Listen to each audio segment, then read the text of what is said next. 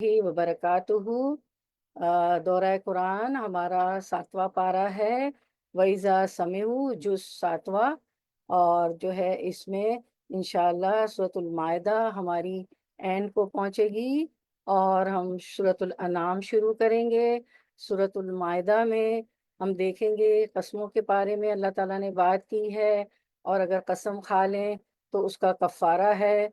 और फिर सूरतुल अनाम में अल्लाह की तो कहते हैं वहदानियत और इंशाअल्लाह तौहीद। हमारा दौरा कुरान आज हमारा जुज 7 है, 7वां पारा है, वही जरा समीऊ। तो हम शुरू करते हैं। अस्सलाम वालेकुम व रहमतुल्लाहि व बरकातुहू। अल्लाहुम्मा लकल हम्दु कमा यंबगी लि जलाली वजिका व अजीम सुल्तानिका। अल्लाहुम्मा लकल हम्दु लिल ईमानी व लकल हम्दु लिल इस्लामी व लकल हम्दु लिल कुरआनी। अल्लाहुम्मा लकल हम्दु बिमा हदैतना व रज़क़तना व फर्रजता अन्ना। तुम्मा अम्मा बादु फ़अऊज़ु बिल्लाहि मिनश शैतानिर रजीम। बिस्मिल्लाहिर रहमानिर रहीम। रब्बी इश्रह ली सदरी व यस्सिर ली अमरी वहलुल उक़दतम मिन लिसानी यफ़क़हू क़ौली। ए अल्लाह, अल्लाहुम्मा सब्बितना इंदल मौती बिला इलाहा इल्लल्लाह। ए हमारे रब, ए रब्बे कायनात, मौत के वक्त कलमा शहादत पर हमें साबित कदम रखिएगा। मौत के वक्त हमारी ज़बान पे कलमा शहादत जारी कर दीजिएगा। आमीन या रब्बल आलमीन। इंशाल्लाह हम शुरू करते हैं 7वां पारा। इंशाल्लाह इसमें हम सूरतुल माइदा हमारी जो है कंप्लीट होगी, और जो है उसके बाद हमारी वो दूसरी सूरत शुरू होगी। सूरतुल अनाम हमारी शुरू होगी इंशाल्लाह। तो हम देखते हैं कि सूरतुल माइदा और सूरतुल अनाम में हम क्या कवर करेंगे।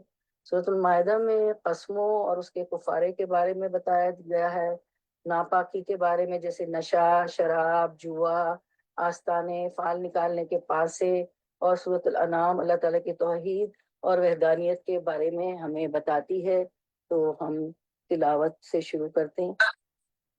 वैज़ा समिऊ मा उन्ज़िला इलर रसूली तरा आयुनहुम तफीदु मिनद दम'i मिम्मा अरफू मिनल हक़ यक़ूलूना रब्बना फक्तुबना मअश शाहिदीन वमा लना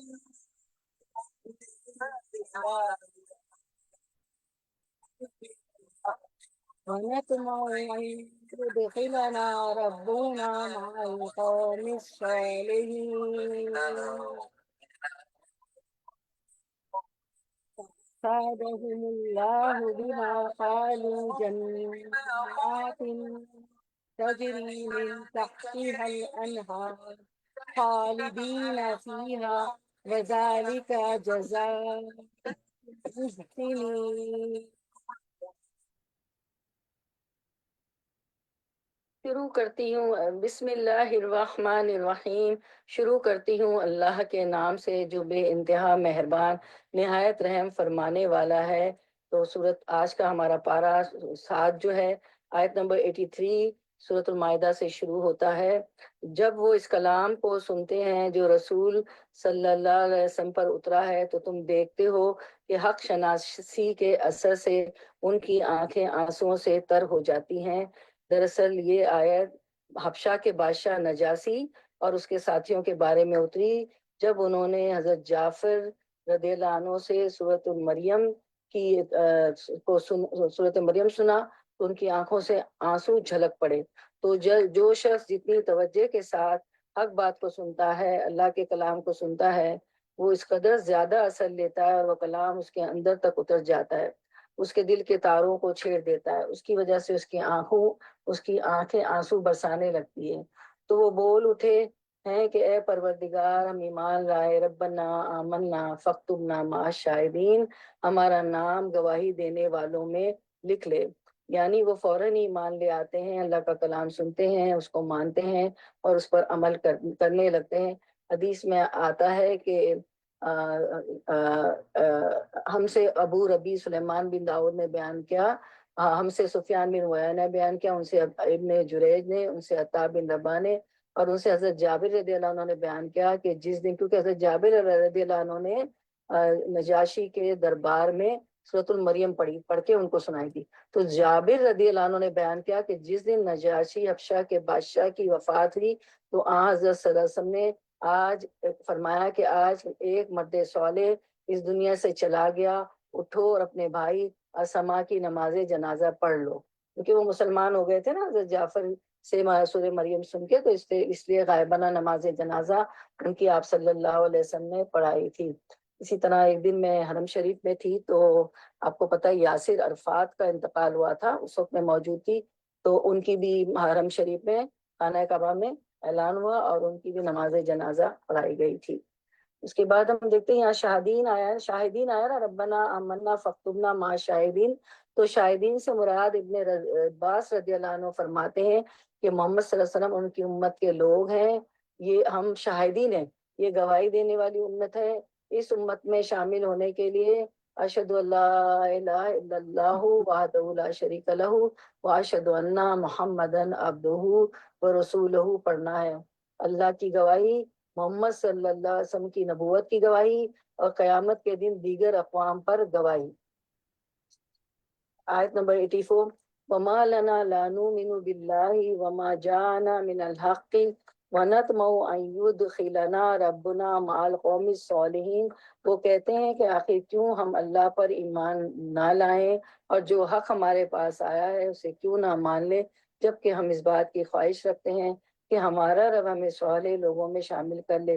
تو میری بہنوں، جو شخص جتنی زیادہ اس بات کی طلب، تڑپ اور تمنا رکھے گا کہ وہ نیک ہو جائے، صالح ہو جائے، اللہ کا پسندیدہ ہو جائے، اسی قدر زیادہ توجہ کے ساتھ اللہ کا کلام سنے گا، زیادہ محبت کے ساتھ، زیادہ دلچسپی کے ساتھ اور پورے غور کے ساتھ، تاکہ اس میں سے وہ اپنے لیے عمل کی راہیں تلاش کر لے اور اپنی زندگی کو اللہ کی مرضی کے مطابق ڈھال لے۔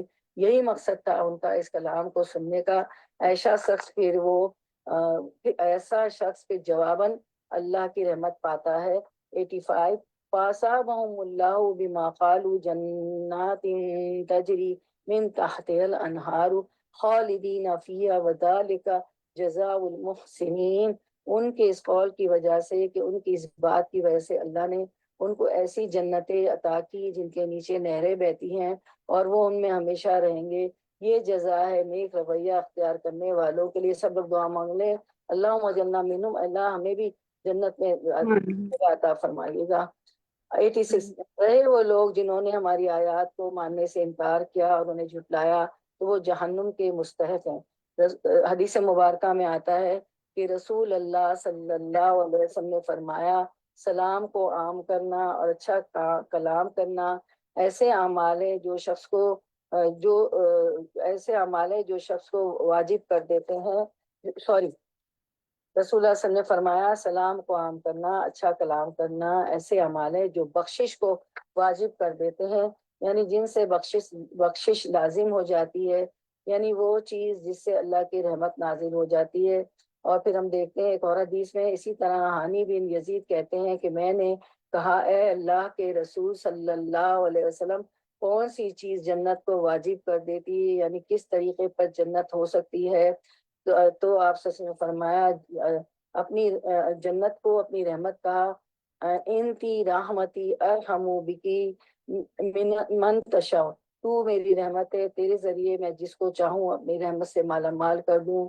تو میری بہنوں، رمضان کا مہینہ جو ہوتا ہے اللہ کی رحمتوں کو، جنتوں کو پانے کا مہینہ ہوتا ہے، اور ہم سب بہت کوششیں کرتے ہیں ماشاءاللہ۔ تو روزے کی حالت میں انسان کے اندر بھوک کی وجہ سے، پیاس کی وجہ سے، نیند کی کمی اور تھکاوٹ کی وجہ سے چڑچڑاپن آ جاتا ہے، لہٰذا اچھی گفتگو کافی مشکل کام ہو جاتا ہے۔ تو ضروری ہے کہ ہم جو ہے کچھ بھی گزر رہی ہو ہم پر، اپنی گفتگو کو متاثر نہیں ہونے دینا، اور حق بات اور اچھی بات اور عمدہ بات کرتے رہنا ہے، کیونکہ اس سے جنت واجب ہو جاتی ہے۔ آپ صلی اللہ علیہ وسلم نے فرمایا، بس تم عمدہ کلام اور کھانا کھلانے کو لازم پکڑو، یعنی اگر تم چاہتے ہو کہ جنت میں جاؤ تو کھانا کھلاؤ اور بات اچھی طرح کرو۔ ایک اور حدیث سے ہمیں پتہ چلتا ہے کہ جنت میں ایسے بالا خانے ہیں جن کا اندرونی حصہ ان کے باہر سے نظر آتا ہے، جیسے آج کل جو ہے گلاس کی بلڈنگز ہوتی ہے نا، ان کا اندرونی حصہ ان کے باہر سے نظر آتا ہے۔ تو پاکستان میں بھی آپ نے دیکھا ہوگا کہ وہ کچھ ایسے گلاسز ہوتے ہیں کہ ہم باہر دیکھ سکیں، باہر والے اندر نہ دیکھ سکیں، لیکن جنت کا تو کیا کہنے، جنت کی کھڑکیوں کا، جنت کے حصوں کا۔ رسول ایک اور روایت ہے، حدیث ہے، رسول اللہ صلی اللہ علیہ وسلم نے فرمایا جنت میں ایسے بالا خانے بھی ہیں جن کا اندرونی حصہ ان کے باہر سے ہی نظر آتا ہے اور ان کا بیرونی حصہ ان کے اندر سے نظر آتا ہے۔ ایک دیہاتی نے پوچھا یا رسول اللہ صلی اللہ علیہ وسلم یہ کس لیے ہے؟ سب لوگ پڑھے میرے ساتھ صلی اللہ علیہ وسلم۔ فرمایا اس شخص کے لیے جو اچھی بات کرے، ضرورت مندوں کو کھانا کھلائے، اور جب لوگ رات کو سو رہے ہوں تو صرف اللہ کے لیے نماز تہجد ادا کرے۔ سبحان اللہ۔ تو احسن الحدیث یعنی ہم اللہ کی کتاب کو پڑھیں اور جب بندوں سے بات کریں تو اچھے اور عمدہ انداز میں کریں، جس کا حکم پہلے پارے میں بھی آ چکا ہے، ہم پڑھ چکے ہیں۔ وَقُولُوا لِلنَّاسِ حُسْنًا، اور لوگوں سے اچھی بات کرو۔ تو یہاں ان کی بات کیا تھی؟ یعنی وَمَنْ أَحْسَنَ قَوْلًا مِمَّنْ دَعَا إِلَى اللَّهِ وَعَمِلَ صَالِحًا وَقَالَ إِنَّنِي مِنَ الْمُسْلِمِينَ۔ سورۃ حامیم سجدہ فصلت کی آیت 33 تھی۔ اس شخص سے اچھی بات کس کی ہو سکتی ہے جو لوگوں کو اللہ کی طرف بلائے اور خود بھی اچھے عمل کرے اور کہے کہ میں مسلمان ہوں، یعنی نمبر 1 ایمان لائے، نمبر 2 عمل صالح کرے، نمبر 3 دوسروں کو بھی نیک کام کرنے کی ترغیب دے، نمبر 4 پھر نیک لوگوں کا ساتھ چاہیے۔ فَاكْتُبْنَا مَعَ الشَّاهِدِينَ، اللہ ہمیں شاہدین کے ساتھ لکھ لے، آمین۔ ان کی اچھی گفتگو کیا تھی؟ وَنَطْمَعُ أَن يَدْخِلَنَا رَبَّنَا مَعَ الْقَوْمِ الصَّالِحِينَ، یہی بات کہ اللہ ہمیں صالح قوم کے ساتھ شامل کر لے، یعنی اچھی صحبت کی دعا نیک دوستوں کی، کیونکہ ہم ایسے لوگوں کے بیچ میں ہیں جو نیک ہیں، صالح ہیں، حق کی گواہی دینے والے ہیں۔ تو جب ان کے ساتھ گفتگو کرتے ہیں تو ہمارا ایمان تازہ ہوتا ہے، تو گفتگو مزید اچھی ہوتی چلی جاتی ہے۔ جب ہم بد اخلاق قسم کے لوگوں کے بیچ ہوتے ہیں تو ہمارا گفتگو بھی بد اخلاقی پر مبنی ہو جاتی ہے، اور جب اچھے لوگوں کے بیچ میں ہوتے ہیں تو ہمارا بہت سی چیزیں ہمارے لیے آسان ہو جاتی ہیں۔ اس لیے ان کی اچھی بات دعاؤں پر مشتمل ہوتی، ایمان لانے پر مشتمل ہوتی ہے، نیک لوگوں کی صحبت کی تمنا رکھنے پر مشتمل ہوتی ہے۔ تو اللہ تعالیٰ نے انہیں اس کا بدلہ جنت کی شکل میں دیا۔ لا تسمع فیہا لاغیہ، سورۃ الغاشیہ 11، جس میں انسان کسی قسم کی کوئی لغو، دل جلانے والی بات نہ سنے گا جنت میں۔ آیت 87، یا ایھا الذین آمنوا لا تحرموا طیبات ما احل اللہ لکم ولا تعتدوا، اے لوگوں جو ایمان لائے ہو، جو پاک چیزیں اللہ نے تمہارے لیے حلال کی ہیں انہیں حرام نہ کر لو اور حد سے تجاوز نہ کرو، اللہ کو زیادتی کرنے والے سب ناپسند ہے۔ 88، جو کچھ حلال اور طیب رزق اللہ نے تم کو دیا ہے اسے کھاؤ پیو، اس خدا کی نافرمانی سے بچتے رہو جس پر تم ایمان لاتے ہو۔ واتقوا اللہ، اور اللہ سے ڈرو، الذی انتم بہ مؤمنون، اس اللہ کی نافرمانی سے بچتے رہو جس پر تم ایمان رکھتے ہو۔ تو میری بہنوں، اس سے پتہ چلتا ہے کہ اللہ سبحانہ تعالیٰ نے دنیا میں بندوں کے لیے جو نعمتیں پیدا کی ہیں، اچھی غذائیں، اچھے پھل، اچھے کھانے، اگر انسان کو حلال طریقے سے حاصل کرنا ہے تو ان کو کھانے اور انجوائے کرنے میں کوئی جرم نہیں، کوئی غلط نہیں۔ اس کے ساتھ ساتھ اللہ کو بھی یاد کرتا ہے، اللہ سے ڈرتا رہتا ہے۔ اللہ سے ڈرنے کا مطلب کیا ہے؟ یعنی ایک طرف حلال پاک کھانے کو کہا گیا، اور پھر ساتھ ہی اللہ کا ڈر۔ جب انسان اللہ سے ڈرے گا تو کسی سے چھین کر نہیں کھائے گا، کسی کا مال غصب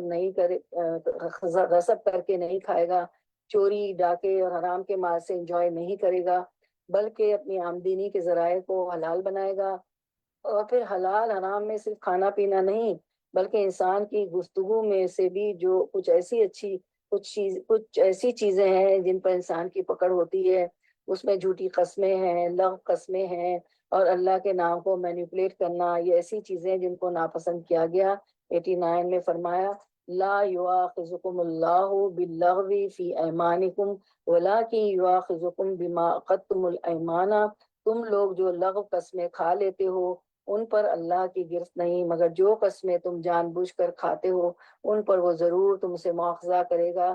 ایسی قسم توڑنے کا کفارہ یہ ہے کہ 10 مسکینوں کو وہ اوسط درجے کا کھانا کھلاؤ جو تم اپنے بال بچوں کو کھلاتے ہو، یعنی ایک غلط بات کرنے کا کفارہ 10 مسکینوں کا کھانا یعنی صدقہ کرو، یا انہیں کپڑے پہناؤ، یا ایک غلام آزاد کرو، اور جو اس کی استطاعت نہ رکھتا ہو وہ 3 دن کے روزے رکھے۔ یعنی منہ سے نکلی ہوئی بعض باتیں بہت خطرناک ہوتی ہیں، اور اگر انسان دنیا میں ان کا کفارہ ادا نہیں کرتا تو اللہ کے ہاں شدید پکڑ ہو سکتی ہے۔ آگے فرمایا یہ تمہاری قسموں کا کفارہ ہے، جب کہ تم قسم کھا کے توڑ دو، اپنی قسموں کی حفاظت کیا کرو، اس طرح اللہ اپنے احکام تمہارے لیے واضح کرتا ہے، شاید کہ تم شکر ادا کرو۔ یعنی اگر اس وقت ہمیں یہ بات پتہ چل گئی ہے کہ جھوٹی قسم کھانے پر اور جھوٹی قسم توڑنے پر پکڑ ہے، اور پھر اللہ تعالیٰ نے ہمیں اس پر کفارہ بھی بتا دیا گیا ہے، تو جو ہے کوئی انسان قیامت کے دن اب ہم یہ نہیں کہہ سکتے کہ میں چھوٹ گئی، مجھے تو پتا نہیں تھا کہ قسم کا کوئی کفارہ بھی ہوتا ہے۔ نہیں، دنیا میں آپ کو معلوم کرنا تھا جو کام اور اب باتیں آپ کر رہے ہیں ان کا نتیجہ اور خمیازہ ہو سکتا ہے۔ آیت 90، یا ایھا الذین آمنوا انما الخمر والمیسر والانصاب والازلام رجس من عمل الشیطان فاجتنبوہ لعلکم تفلحون۔ اے لوگو جو ایمان لائے ہو، یہ شراب اور جوا اور یہ آستانے اور پانسے، فال نکالنے کے پانسے، یہ سب گندے شیطانی کام ہیں، ان سے پرہیز کرو، امید ہے تم کو فلاح نصیب ہوگی۔ یعنی اگر تم کامیاب ہونا چاہتے ہو، بچنا چاہتے ہو، تو ان سب چیزوں سے بچو، جن میں نمبر 1 شراب کا ذکر ہے، کیونکہ شراب ہر گناہ کی چابی ہے۔ حدیث مبارکہ ہے، رسول اللہ صلی اللہ علیہ وسلم نے فرمایا کہ شراب سے بچو، کیونکہ اس سے ہر شر کا دروازہ کھلتا ہے۔ اب ہم دیکھتے ہیں کہ نبی کریم صلی اللہ علیہ وسلم نے فرمایا شراب کا دروازہ کھلتا ہے۔ شراب سے متعلق ہر عمل ملعون ہے۔ نبی صلی اللہ علیہ وسلم نے فرمایا شراب سے متعلق 10 طرح سے لعنت کی گئی ہے، خود شراب پر، اس کے نچوڑنے والے پر، اور پھر اس کے نچڑوانے والے پر، اس کے بیچنے والے پر، اس کے خریدنے والے پر، اس کے اٹھانے والے پر، جس کے پاس لی جائے اس پر، اس کی قیمت کھانے والا پر، اس کے پلانے والے پر، اس پر بلانے والے پر، تو ان سب پر جو ہے لعنت ہے۔ شراب سے شراب جو ہے ایک ملعون عمل ہے۔ اس کے بعد ہم دیکھتے ہیں، اس کے بعد جھوٹ، زنا اور انسانوں کے اوپر دست درازی، حرام مال کمانا، بہت ساری خرابیاں شراب کی وجہ سے انسانی معاشرے میں پائی جاتی ہیں، اور پھر شراب کی وجہ سے انسان اللہ کے ذکر سے بھی رک جاتا ہے، جس کا آگے بھی ذکر آ رہا ہے۔ اچھا، ایک یہ تھا، اور دوسرا کون سا؟ دوسرا بھی اسکیم تھا شراب سے متعلق۔ اچھا، اس کے بعد ہم دیکھتے ہیں کہ والمیسر، جوا، یعنی بغیر محنت کے کوشش کے، ایزی منی کے، جس میں انسانوں کو کچھ کھیلوں کے ذریعے راتوں رات امیر بن جائے، والانصاب، اور بت اور آستانے، غیر اللہ کے نام پر دی گئی نظر و نیاز، والازلام، اور تیر، یہ سب شیطانی کام ہے، ان سے اجتناب کرو تاکہ تم فلاح پا سکو۔ اور خصوصاً شراب اور جوئے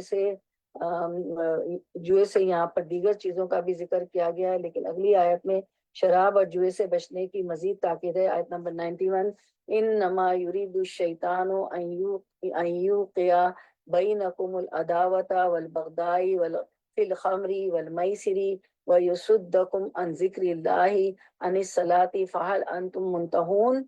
پھر اللہ تعالیٰ فرماتے ہیں کہ شیطان تو یہ چاہتا ہے کہ شراب اور جوئے کے ذریعے تمہارے درمیان عداوت اور بغض ڈال دے، یعنی جو شراب کی خرابیاں ہیں یا جوئے کی وجہ سے جو مال حاصل ہوتا ہے، اس کی وجہ سے انسانوں کے تعلقات خراب ہوتے ہیں، آپس کے ریلیشن شپ خراب ہوتے ہیں، اور باہم محبت کی بجائے دشمنی پیدا ہوتی۔ ظاہر ہے کہ انسان نے شراب پی کر کسی کی بے عزتی کر دی، اس کو ہوش ہی نہیں ہوتا ہے نا، ماں بہن کا بھی ہوش نہیں رہتا، کسی کے ساتھ برا سلوک کر دیا، کسی کو مار پیٹ دیا۔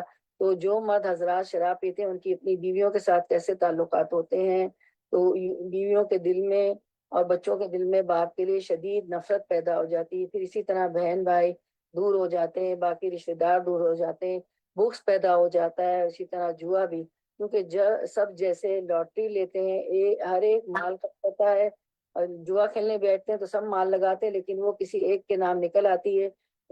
ان جن سب کا پیسہ ایک کو مل گیا، وہ اسی پر اچھل کود کر رہا ہو اور فخر اور غرور کر رہا ہو، تو باقی اس کا منہ دیکھ رہے ہوتے ہیں، اور اس سے بھی عداوت اور بغض پیدا ہوتی ہے، تو انسانی تعلقات معاشرے میں خراب ہوتے ہیں۔ اللہ تعالیٰ نے اس وجہ سے ان چیزوں سے روکا ہے. پھر اللہ کے حقوق میں کمی ہوتی ہے.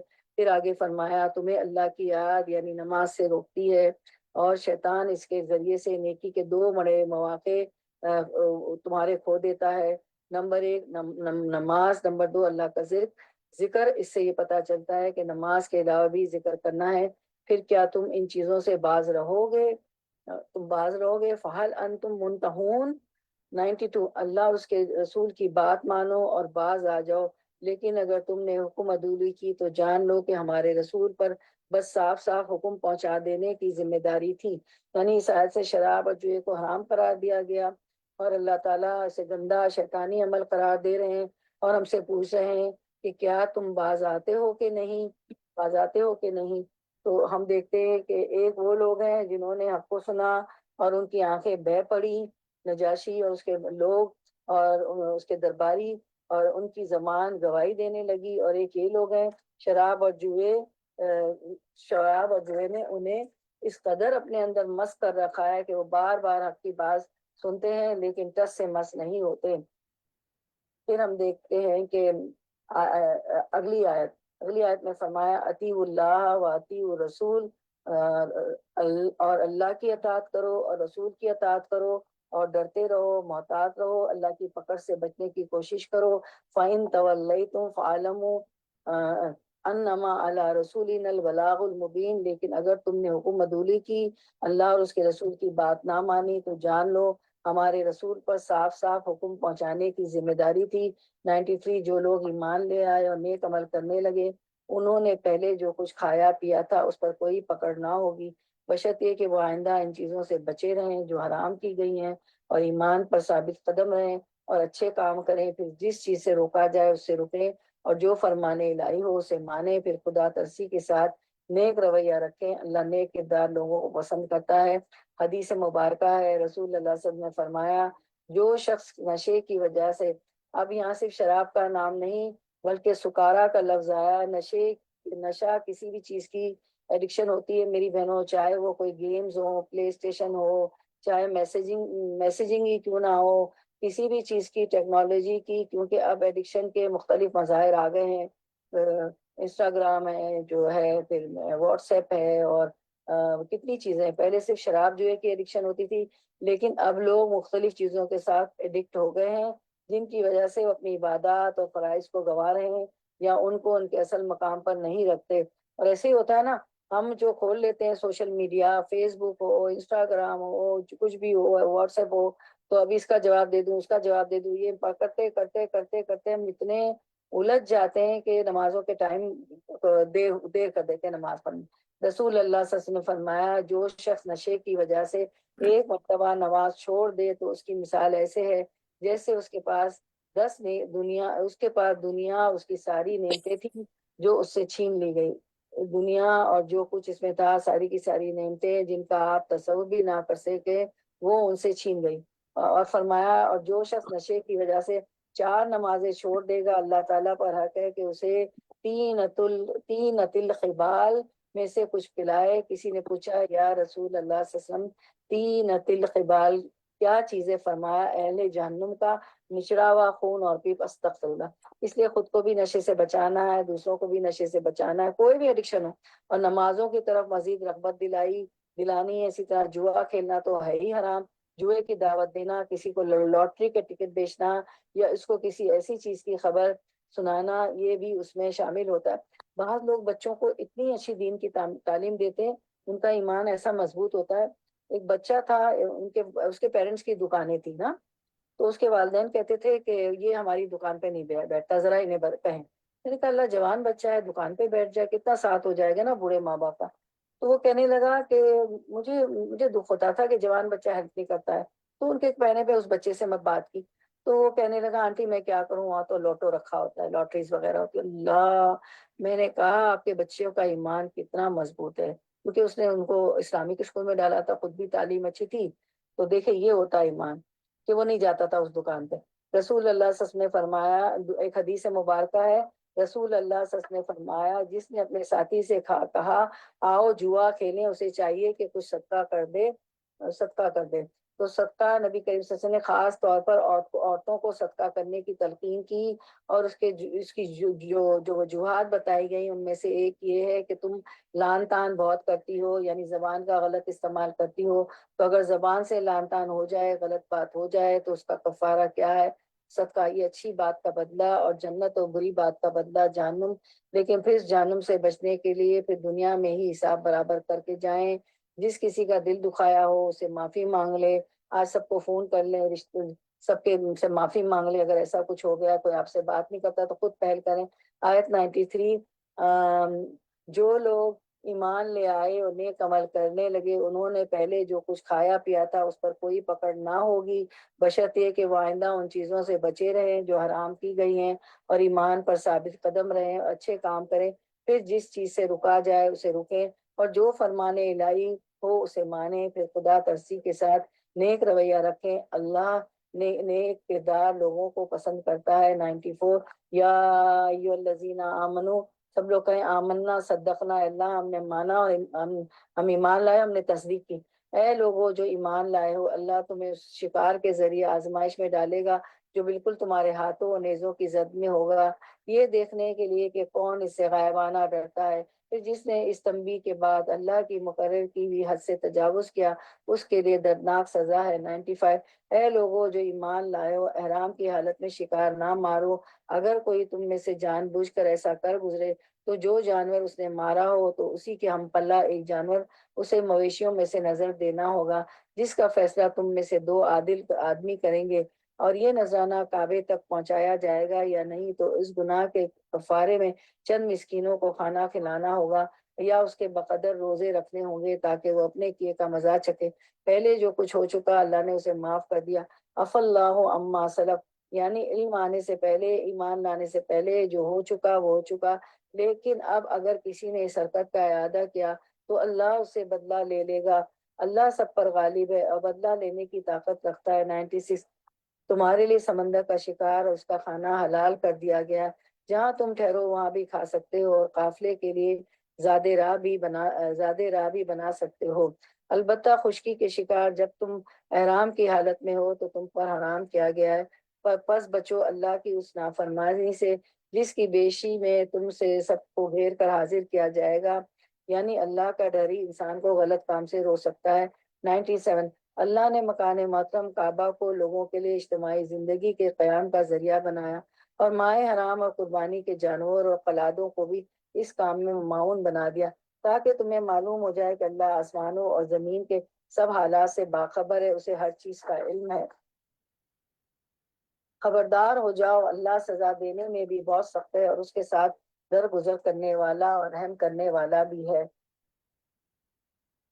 اس سے پتہ چلتا ہے انسان کو اللہ سبحانہ تعالیٰ سے بن دیکھے ڈرتے رہنا چاہیے، کیونکہ بن دیکھے جب انسان اللہ سے ڈرتا ہے تو کیا ہوگا، کہیں پر بھی گناہ نہیں کرتا، غلط کام نہیں کرتا۔ حدیث مبارکہ ہے، رسول اللہ صلی اللہ علیہ وسلم نے فرمایا، تمہارا رب اس چرواہے سے خوش ہوتا ہے جو پہاڑ کی چوٹی پر رہ کر نماز کی اذان دیتا ہے اور نماز پڑھتا ہے، اس پر اللہ تعالیٰ فرشتوں سے فرماتے ہیں کہ دیکھو دیکھو میرے اس بندے کو جو اذان دیتا ہے، نماز پڑھتا ہے اور مجھ سے ڈرتا ہے، یعنی وہاں اکیلا ہوتا ہے، اس کی بکریاں ہیں اور وہ ہے، کوئی نہیں دیکھ رہا اس کو، کوئی اذان بھی نہیں آئی اس کو۔ اللہ تعالیٰ کا جو کائناتی کیلنڈر ہے، یعنی سورج کا مختلف اوقات میں ڈھلنا، اس سے اندازہ کر کے اپنے نمازوں کے اوقات کا تعین کر کے خود ہی اذان دیتا ہے، خود ہی نماز پڑھتا ہے۔ تو یہ ہے دراصل اللہ سے ڈرنے کا ایک اظہار، کہ ایک طریقہ کہ انسان ایسی جگہ اللہ کی اطاعت کرے جہاں کوئی اور کرنے والا یا یاد کرانے والا نہ ہو۔ تو اللہ تعالیٰ فرماتے، میں نے اپنے اس بندے کے گناہ معاف کر دیے اور میں اس کو جنت میں داخل کروں گا، کیونکہ جب ہمارے آس پاس بہت سے لوگ ہوتے ہیں تو ہم کو بہت سی سپورٹ مل جاتی ہے، اور جب سارے سو رہے ہوں اور اکیلے ہم اٹھ کر نماز پڑھنی ہو تو پھر پڑھنا واقعی پڑھنا ہے، اللہ ہی کے لیے پڑھنا ہے۔ 99، ما علی الرسول الا البلاغ، رسول پر تو صرف پیغام پہنچا دینے کی ذمہ داری ہے، آگے تمہارے کھلے اور چھپے سب حالات کا جاننے والا اللہ ہے۔ 100، آیت 100، قل لا يستوي الخبيث والطيب ولو أعجبك كثرة الخبيث فاتقوا الله يا أولي الألباب لعلكم تفلحون۔ اے پیغمبر ان سے کہہ دو کہ پاک اور ناپاک بہرحال یکساں نہیں، اور ناپاک کی بہتات تم کو کتنا ہی فریفتہ کرنے والی ہو۔ بس اے لوگوں جو عقل رکھتے ہو، اللہ کی نافرمانی سے بچتے رہو، امید ہے کہ تم کو فلاح نصیب ہوگی۔ تو زندگی میں انسان کو کچھ چوائسیز کرنی پڑتی ہے، اچھے اور برے کے درمیان میں، صالح اور غیر صالح کے درمیان میں، پاک اور ناپاک کے درمیان میں۔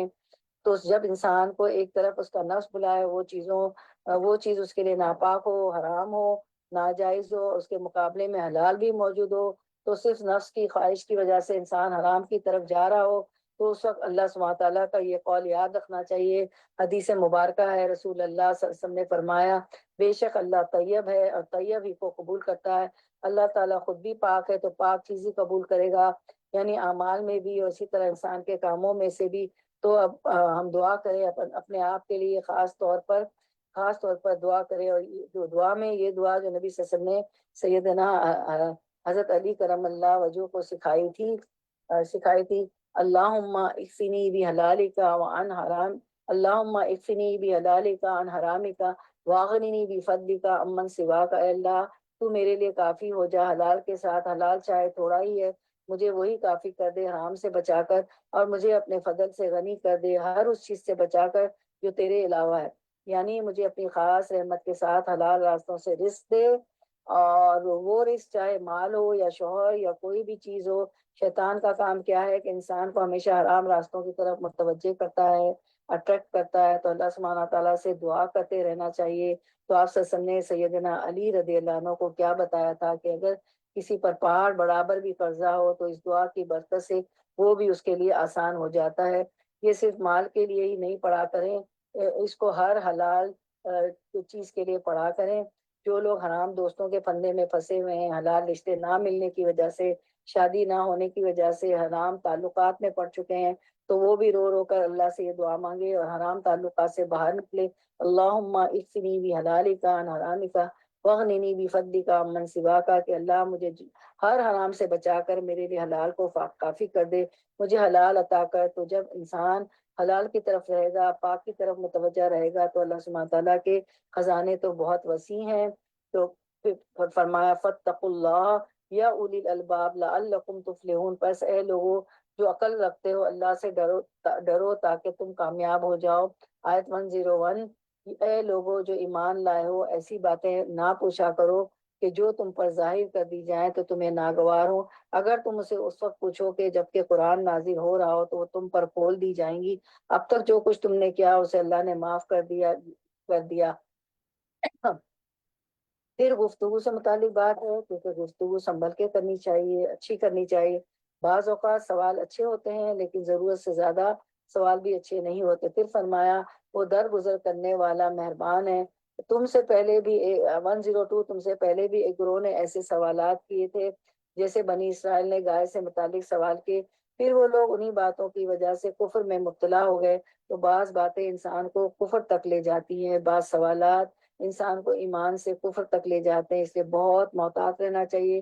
سوال پوچھتے وقت بھی خواتین کے بارے میں ہی کیوں نہ ہو، بہت احتیاط کے الفاظ استعمال کیے جائیں، اور پھر جب جواب ملے اور مرضی کے نہ ملے تو اس وقت بھی ریئیکشن بہت پازیٹیو ہو، کیونکہ بعض اوقات کسی کو شریعت کے مطابق جب مسئلہ بتایا جاتا ہے تو وہ صاف انکار کر دیتا ہے، یہ تو پاسبل نہیں، یہ تو آج کے دور میں ہو ہی نہیں سکتا۔ گویا آپ نے اللہ کے حکم کا انکار کر دیا، اور جب آپ انکار کر دیتے ہیں تو آپ دین کے اندر آ گئے یا باہر چلے گئے، کیونکہ آپ نے انکار کر دیا تو دین سے باہر آ گئے۔ تو محتاط ہونے کی ضرورت ہے گفتگو میں۔ 103، اللہ نے نہ کوئی بحیرہ مقرر کیا ہے، نہ صاحبہ، نہ وسیلہ، نہ جو ہے حام، یعنی کہ وہ جو شیک عمل ہوتا ہے، اور اب کچھ مزید اللہ کے حرام کردہ چیزوں کا ذکر ہے، حرمتوں کے پاس رکھنے کا حکم ہے، مگر یہ کافر اللہ پر جھوٹی تہمت لگاتے ہیں، اور ان میں سے اکثر بے عقل ہے کہ ایسی وہمیات کو مان رہے ہیں۔ 104، اور جب ان سے کہا جاتا ہے کہ آؤ اس قانون کی طرف جو اللہ نے نازل کیا اور آؤ پیغمبر کی طرف جو تو وہ جواب دیتے ہیں کہ ہمارے لیے تو بس وہی طریقہ کافی ہے جس پر ہم نے اپنے باپ دادا کو پایا ہے. کیا یہ باپ دادا ہی کی تقلید کیے جائیں گے خواہ وہ کچھ نہ جانتے ہوں اور صحیح راستے کی انہیں خبر ہی نہ ہو. 105 یا ایھا الذین آمنو، اے لوگو جو ایمان لائے ہو اپنی فکر کرو، کسی دوسرے کی گمراہی سے تمہارا کچھ نہیں بگڑتا اگر تم خود راہ راست پر ہو. اس کا یہ مطلب نہیں ہے کہ امر بالمعروف نہیں عن المنکر نہ کرو. اس کا مطلب یہ ہے کہ صرف دوسروں کے عیب کے پیچھے نہ پڑے رہو. اور یہ انسان کی بہت بڑی کمزوری ہے، وہ اپنی غلطیاں نہیں دیکھتا لیکن یہ ضرور اس کو نظر آتا ہے کہ کس نے کہاں کیا غلط کیا. انسان یہ ضرور دیکھتا ہے کہ کس نے میرا حق نہیں دیا، مجھے عزت نہیں دی کون، لیکن وہ یہ بھول جاتا ہے کہ خود کس کو عزت نہیں دے رہا جو کہ واقعی عزت کا مستحق ہے، اور وہ کس کا حق مار رہا ہے.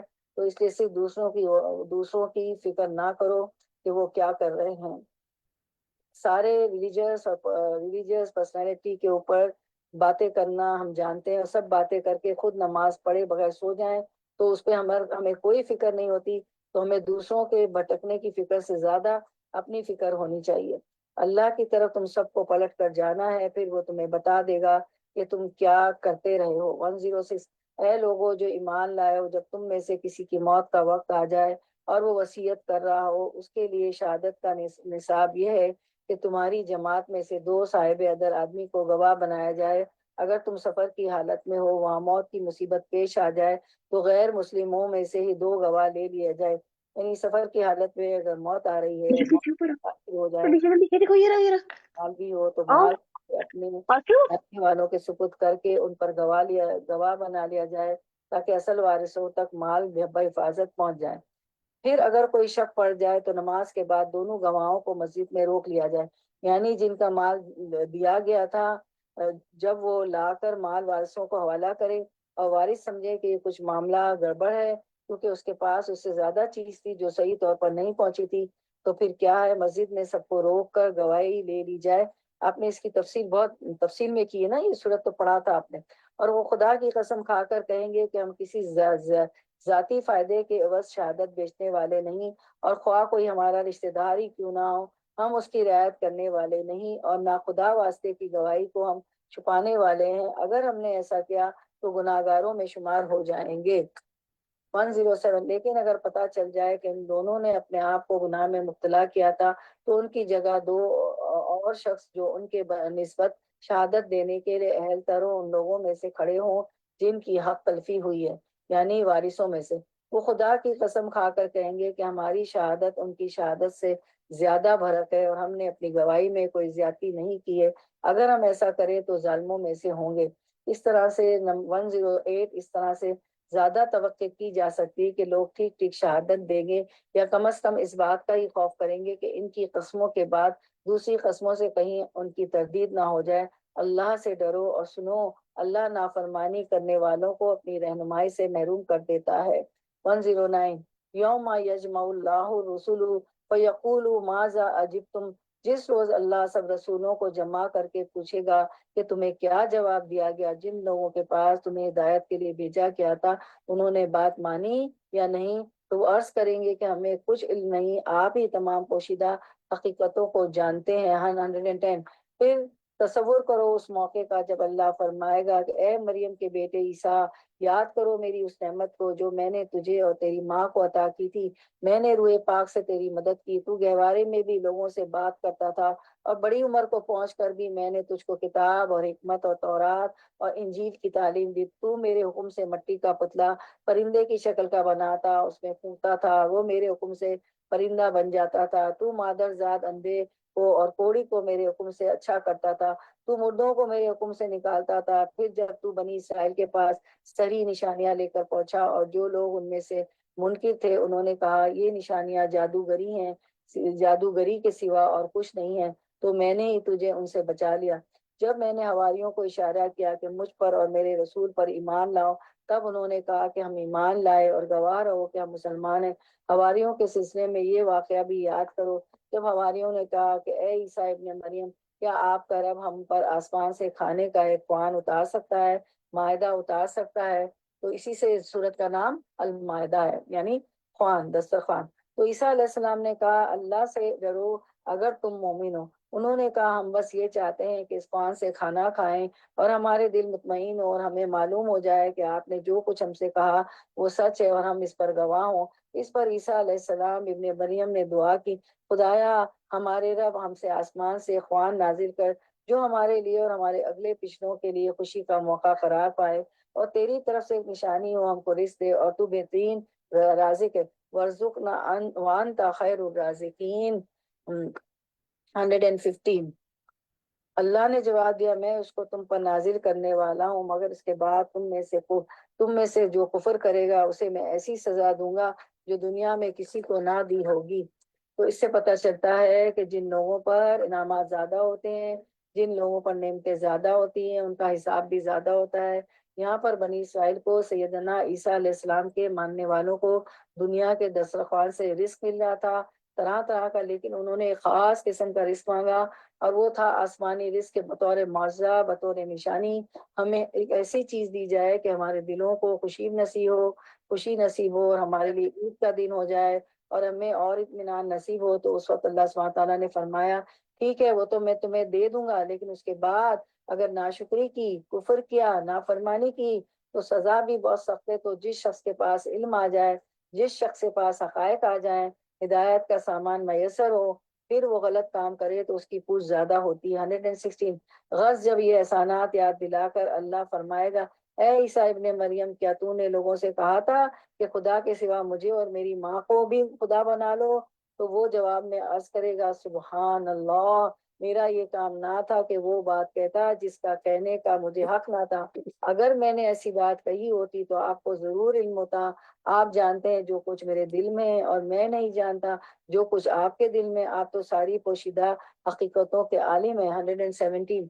میں نے ان سے اس کے سوا ان سے کچھ نہیں کہا جس کا آپ نے حکم دیا تھا کہ میری بندگی کرو، جو کہ میرا رب بھی ہے اور تمہارا رب بھی۔ میں اسی وقت تک ان کا نگران تھا جب تک میں ان کے درمیان تھا۔ اب آپ نے مجھے واپس بلا لیا، یعنی آسمانوں پر، تو آپ ان پر نگراں تھے اور آپ تو ساری چیزوں پر نگراں تھے۔ 118۔ اب اگر آپ انہیں سزا دیں تو وہ آپ کے بندے ہیں۔ ان تعذبهم فإنهم عبادك وإن تغفر لهم، اگر آپ انہیں معاف کر دیں فإنك أنت العزیز الحکیم، تو آپ غالب ہیں اور دانا ہیں، حکمت والے ہیں۔ سیدنا کالا کالا ایک سیکنڈ دانا ہے، دانا نہیں، 117 پہ اسکرین تھا نا کوئی؟ نہیں نا؟ ہاں نہیں 117 پر نہیں ہے۔ نہیں، اچھا اوکے اوکے، اچھا تو یہی میں رک گئی تھی۔ اچھا تو آپ ان پر نگراں تھے، آپ تو ساری چیز پر نگراں ہیں۔ اب 118، اب اگر آپ انہیں سزا دیں تو وہ آپ کے بندے ہیں، اور اگر آپ انہیں معاف کر دیں تو آپ غالب اور دانا حکمت والے ہیں۔ سیدنا عیسیٰ علیہ السلام نے اپنی قوم کے حق میں کیا کہا کہ آپ ان کے ساتھ جیسا چاہیں کر سکتے، آپ چاہے تو عذاب دیں، چاہے تو آپ انہیں معاف کر دیں۔ ابراہیم علیہ السلام کے بارے میں اللہ کا ایک قول آتا ہے کہ انہوں نے یوں کہا تھا کہ اللہ ان بتوں نے بہت سے لوگوں کو گمراہ کر دیا ہے، تو ان میں سے جو میری پیروی کرے وہ مجھ سے ہیں، بس میرا اسی سے تعلق ہے، جو نافرمانی کرے تو وہ غفور الرحیم ہے، جو چاہے کرے۔ اور سیدنا عیسیٰ علیہ السلام کا یہ فرمان کہ اگر تو عذاب دے تو تیرے ہی بندے، اور اگر بخش دے تو زبردست حکمت والا ہے۔ اس کے مقابلے میں آپ صلی اللہ علیہ وسلم نے کیا کہا جن کی ہم امت ہے؟ حدیث مبارکہ ہے، ایک بار حضور صلی اللہ علیہ وسلم اپنے ہاتھ اٹھائے ہوئے تھے، انہی آیات کو پڑھ کر آپ صلی اللہ علیہ وسلم نے فرمایا اللہ میری امت، اللہ میری امت، اور آپ صلی اللہ علیہ وسلم رونے لگے۔ آپ صلی اللہ علیہ وسلم اپنی امت کے بارے میں رونے لگ گئے تو اللہ تعالیٰ نے فرمایا اے جبریل علیہ السلام جاؤ محمد صلی اللہ علیہ وسلم کے پاس، حالانکہ تیرا رب خوب جانتا ہے، ان سے پوچھو کیا چیز ان کو رلا رہی ہے۔ جبریل علیہ السلام آپ صلی اللہ علیہ وسلم کی خدمت میں آئے اور رونے کی وجہ پوچھی، رسول اللہ صلی اللہ علیہ وسلم نے انہیں بتایا، حالانکہ اللہ تعالیٰ سب سے زیادہ جاننے والا ہے۔ تو اللہ تعالیٰ نے فرمایا اے جبریل جاؤ محمد صلی اللہ علیہ وسلم کی طرف اور ان سے کہہ دو کہ ہم آپ صلی اللہ علیہ وسلم کو آپ کی امت کے بارے میں ضرور راضی کر دیں گے اور ہم آپ کو غمگین نہیں کریں گے۔ تو اس سے پتہ چلتا ہے کہ نبی صلی اللہ علیہ وسلم کی طرف انسانوں کے بارے میں، امت کے بارے میں بہت شدید تھی۔ آپ صلی اللہ علیہ وسلم اس سنت پر عمل کرتے ہوئے، ہم آپ صلی اللہ علیہ وسلم کی اس سنت پر عمل کرتے ہوئے میری بہنوں، ہمارا طرز عمل کیا ہونا چاہیے؟ لوگوں کی خیر خواہی اور بھلائی کرنی چاہیے، اور جو ہے ہم نے پڑھا تھا، پیچھے بھی ہم نے پڑھا، سورۃ الجمعہ میں آپ پڑھتی ہیں لعلک باخع نفسک علی آثارہم، کہ نہ ماننے والوں کے لیے کہا گیا کہ آپ سسم تو ان کے پیچھے اپنا آپ بھلا دیں گے، تو اپنے آپ کو ذبح کر ڈالیں گے. تو اتنی فکر کرتے تھے آپ سسم، آپ ہماری بہت فکر کرتے تھے، تو کہ اللہ تعالیٰ نے بھی آیت اتار دی کہ ان کے غم میں آپ اپنے آپ کو بھلا دیں گے، اپنے آپ ہی کو بھلا دیں گے.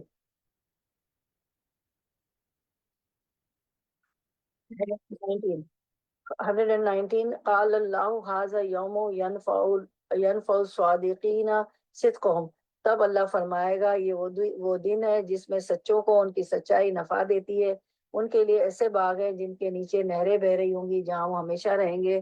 اللہ ان سے راضی ہوا اور وہ اللہ سے یہی بڑی کامیابی ہے.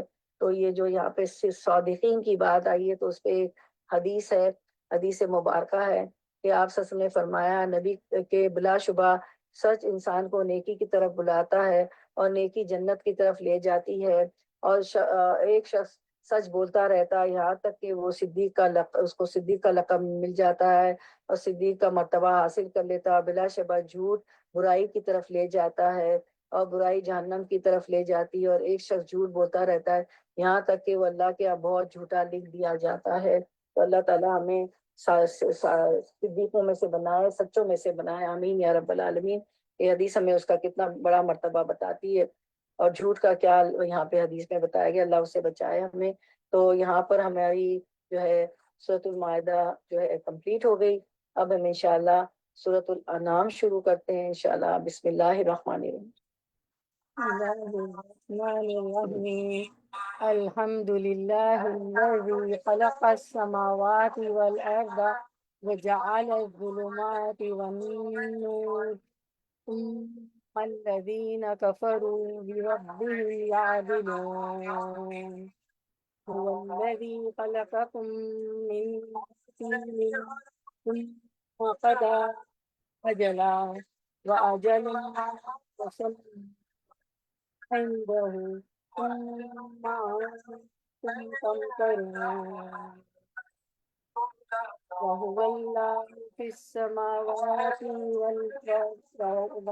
الله في السماوات وفي الأرض يعلم سركم وجهركم ويعلم ما تكسبون. شروع اللہ کے نام سے جو بے حد مہربان نہایت رحم فرمانے والا ہے. تو سورۃ الانعام جو ہے اس میں توحید کی دعوت دیتی ہے اور جو ہے یہ مدنی صورت ہے. مکی صورتوں کا انداز مدنی سے مختلف ہوتا ہے اور ہم دیکھتے ہیں کہ انعام کہتے ہیں چوپائے کو. اس صورت کے میں 3100 لفظ ہیں اور جو ہے اس میں جو آیات جو ہیں اس کی 12,935 ہے. اور یہ جو ہے اس کو ہم دیکھتے ہیں کہ سورۃ الانعام سے سورۃ الانعام توحید کی دعوت دیتی ہے. سورۃ الانعام سے سورتوں کا دوسرا گروپ شروع ہوتا ہے. پہلے گروپ میں سورۃ الفاتحہ جو مکی ہے، اس کے بعد سورۃ البقرہ، سورۃ الانفال، سورۃ توبہ مدنی ہے. اس کے بعد آگے پھر مکی صورتیں ہوں گی، پھر مدنی ہوں گی. اس صورت میں توحید کا مضمون زیر بحث ہے اور اس صورت کی 165 آیتوں میں سے تقریباً 49 آیت میں توحید کا ذکر آیا ہے. گویا تقریباً 30% صورت کا حصہ توحید پر مشتمل ہے. اس صورت کا نام جو ہے الانعام آیت 36 اور آیت 136 اور 138 سے ہے، جہاں اللہ تعالیٰ فرماتے ہیں وَجَعَلُوا لِلَّهِ مِمَّا ذَرَا مِنَ الْحَرْثِ وَالْأَنْعَامِ، اور دوسری جگہ فرمایا وَقَالُوا هَٰذِهِ أَنْعَامٌ وَحَرْثٌ حِجْرٌ. اہل مکہ سے خطاب ہے. انہوں نے مویشیوں میں غیر اللہ کے جانور کے نام سے شرک کیا ہوا تھا، اس لیے ان سے مخاطب ہے اللہ تعالیٰ. یہ صورت جو ہے پورا ایک خطبہ ہے. اس صورت میں بیک وقت ایک ہی رات میں نازل ہوئی سوائے چند آیات کے. جب یہ صورت اتری تو 70,000 فرشتے ساتھ آئے تھے اس صورت کے. تو ہم شروع کرتے ہیں بسم اللہ الرحمن الرحیم. شروع اللہ کے نام سے جو بے حد مہربان نہایت رحم فرمانے والا ہے. آیت نمبر 1. تعریف اللہ کے لیے جس نے زمین اور آسمان بنائے روشنیاں اور تاریکیاں پیدا کی، پھر بھی وہ لوگ جنہوں نے دعوت حق کو ماننے سے انکار کر دیا، دوسروں کو اپنا ہمسر ٹھہرا رہے ہیں۔ آیت نمبر 2، وہی ہے جس نے تم کو مٹی سے پیدا کیا، پھر تمہارے لیے زندگی کی ایک مدت مقرر کر دی اور ایک دوسری مدت اور بھی جو اس کے ہاں طے شدہ، مگر تم لوگ ہو کہ شک میں پڑے ہوئے ہو۔ آیت نمبر 3، وہی ایک الہ آسمانوں میں بھی ہے اور زمین میں بھی، تمہارے کھلے اور چھپے سب حال جانتا ہے، اور جو برائی اور بھلائی تم کماتے ہو اس سے خوب واقف ہے۔ یعنی اللہ سبحانہ تعالیٰ تمہارے ہر حال سے بخوبی آگاہ ہے۔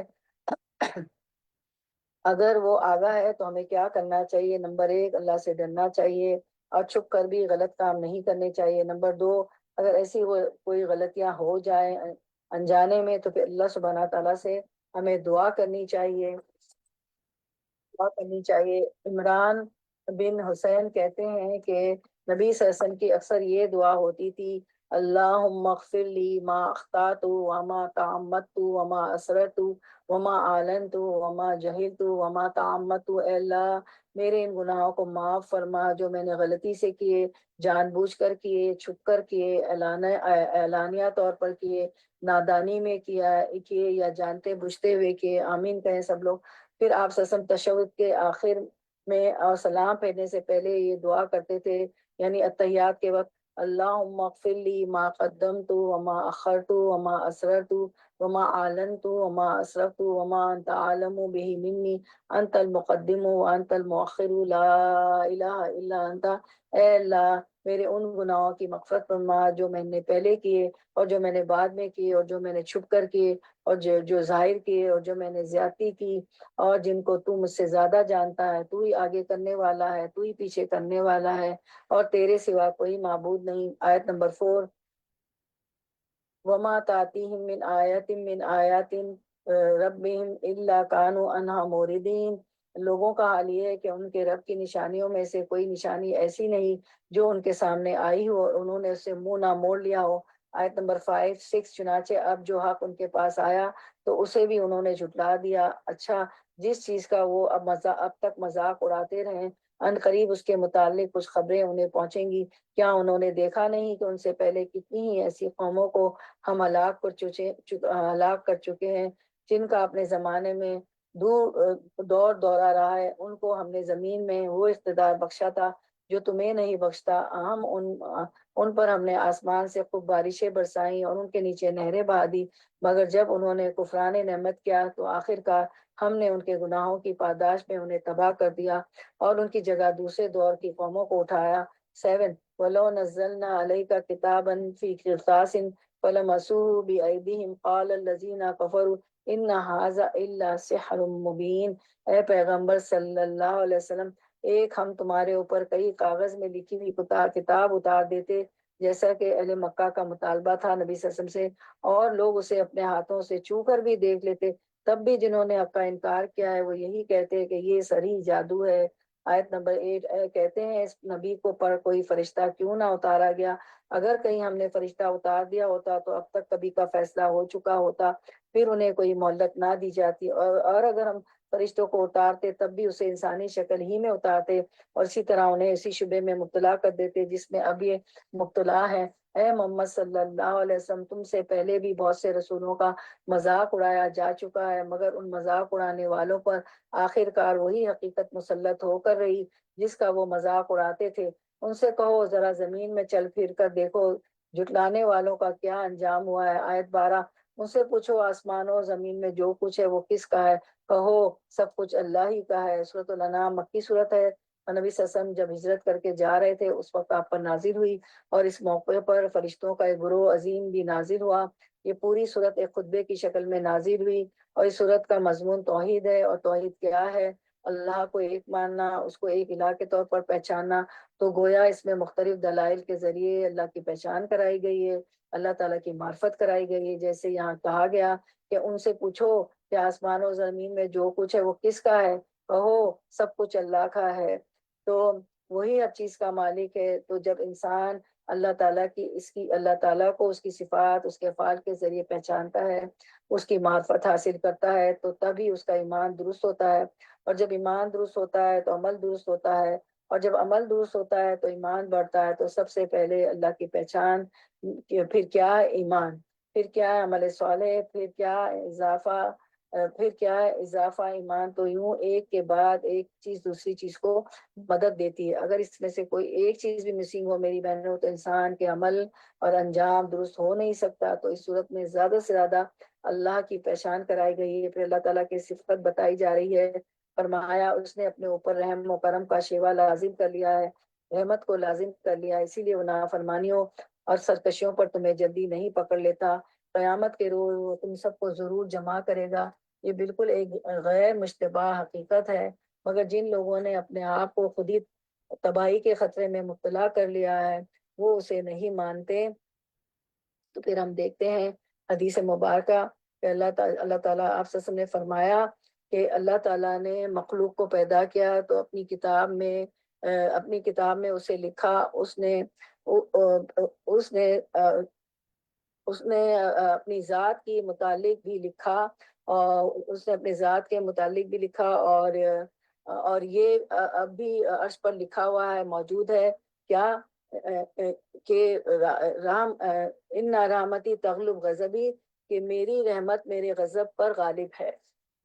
آیت نمبر 13. رات کے اندھیرے اور دن کے اجالے میں جو کچھ ٹھہرا ہوا ہے سب اللہ کا ہے، اور وہ سب کچھ سنتا اور جانتا ہے. رات کے اندھیرے اور دن کے اجالے میں جو کچھ ٹھہرا ہوا ہے سب اللہ کا ہے، سبھی کچھ اللہ کا ہے، سب اللہ کا ہے. تو اللہ کون ہے؟ پھر المالک ہے، سب اسی کی ملکیت ہے، کوئی اور مالک نہیں ان چیزوں کا بھی. اللہ ہر چیز کا مالک ہے. آیت نمبر 14. کہو اللہ کو چھوڑ کر میں کسی اور کو اپنا سرپرست بنا لوں، اس خدا کو چھوڑ کر جو زمین اور آسمان کا خالق ہے، اور جو روزی دیتا ہے اور روزی لیتا نہیں، سب کو کھلا رہا ہے خود نہیں کھاتا، اس کو ضرورت ہی نہیں. کہو مجھے تو یہی حکم دیا گیا ہے کہ سب سے پہلے میں اس کے آگے سر تسلیم خم کر دوں، اور تاکید کی گئی ہے کہ کوئی شرک کرتا ہے تو کرے، آپ بہرحال مشرکوں میں شامل نہ ہو. آیت 15. کہو اگر میں اپنے رب کی نافرمانی کروں تو ڈرتا ہوں کہ ایک بڑے خوفناک دن مجھے بھگتنی پڑے گی. اس دن جو سزا سے بچ گیا اس پر اللہ نے بڑا رحم کیا، اور یہی نمایاں کامیابی ہے. آیت نمبر 17. وہیں ہم سسک اللہ بدر فلا کاشف لہ الا ہوا، اگر اللہ تمہیں کسی قسم کا نقصان پہنچائے تو اس کے سوا کوئی نہیں جو تمہیں اس نقصان سے بچا سکے. اگر اللہ تمہیں کسی قسم کا نقصان پہنچائے تو اس کے سوا کوئی نہیں جو تمہیں اس نقصان سے بچا سکے. اور اگر وہ تمہیں کسی بلائی سے بہرہ مند کر دے تو وہ ہر چیز پر قادر ہے.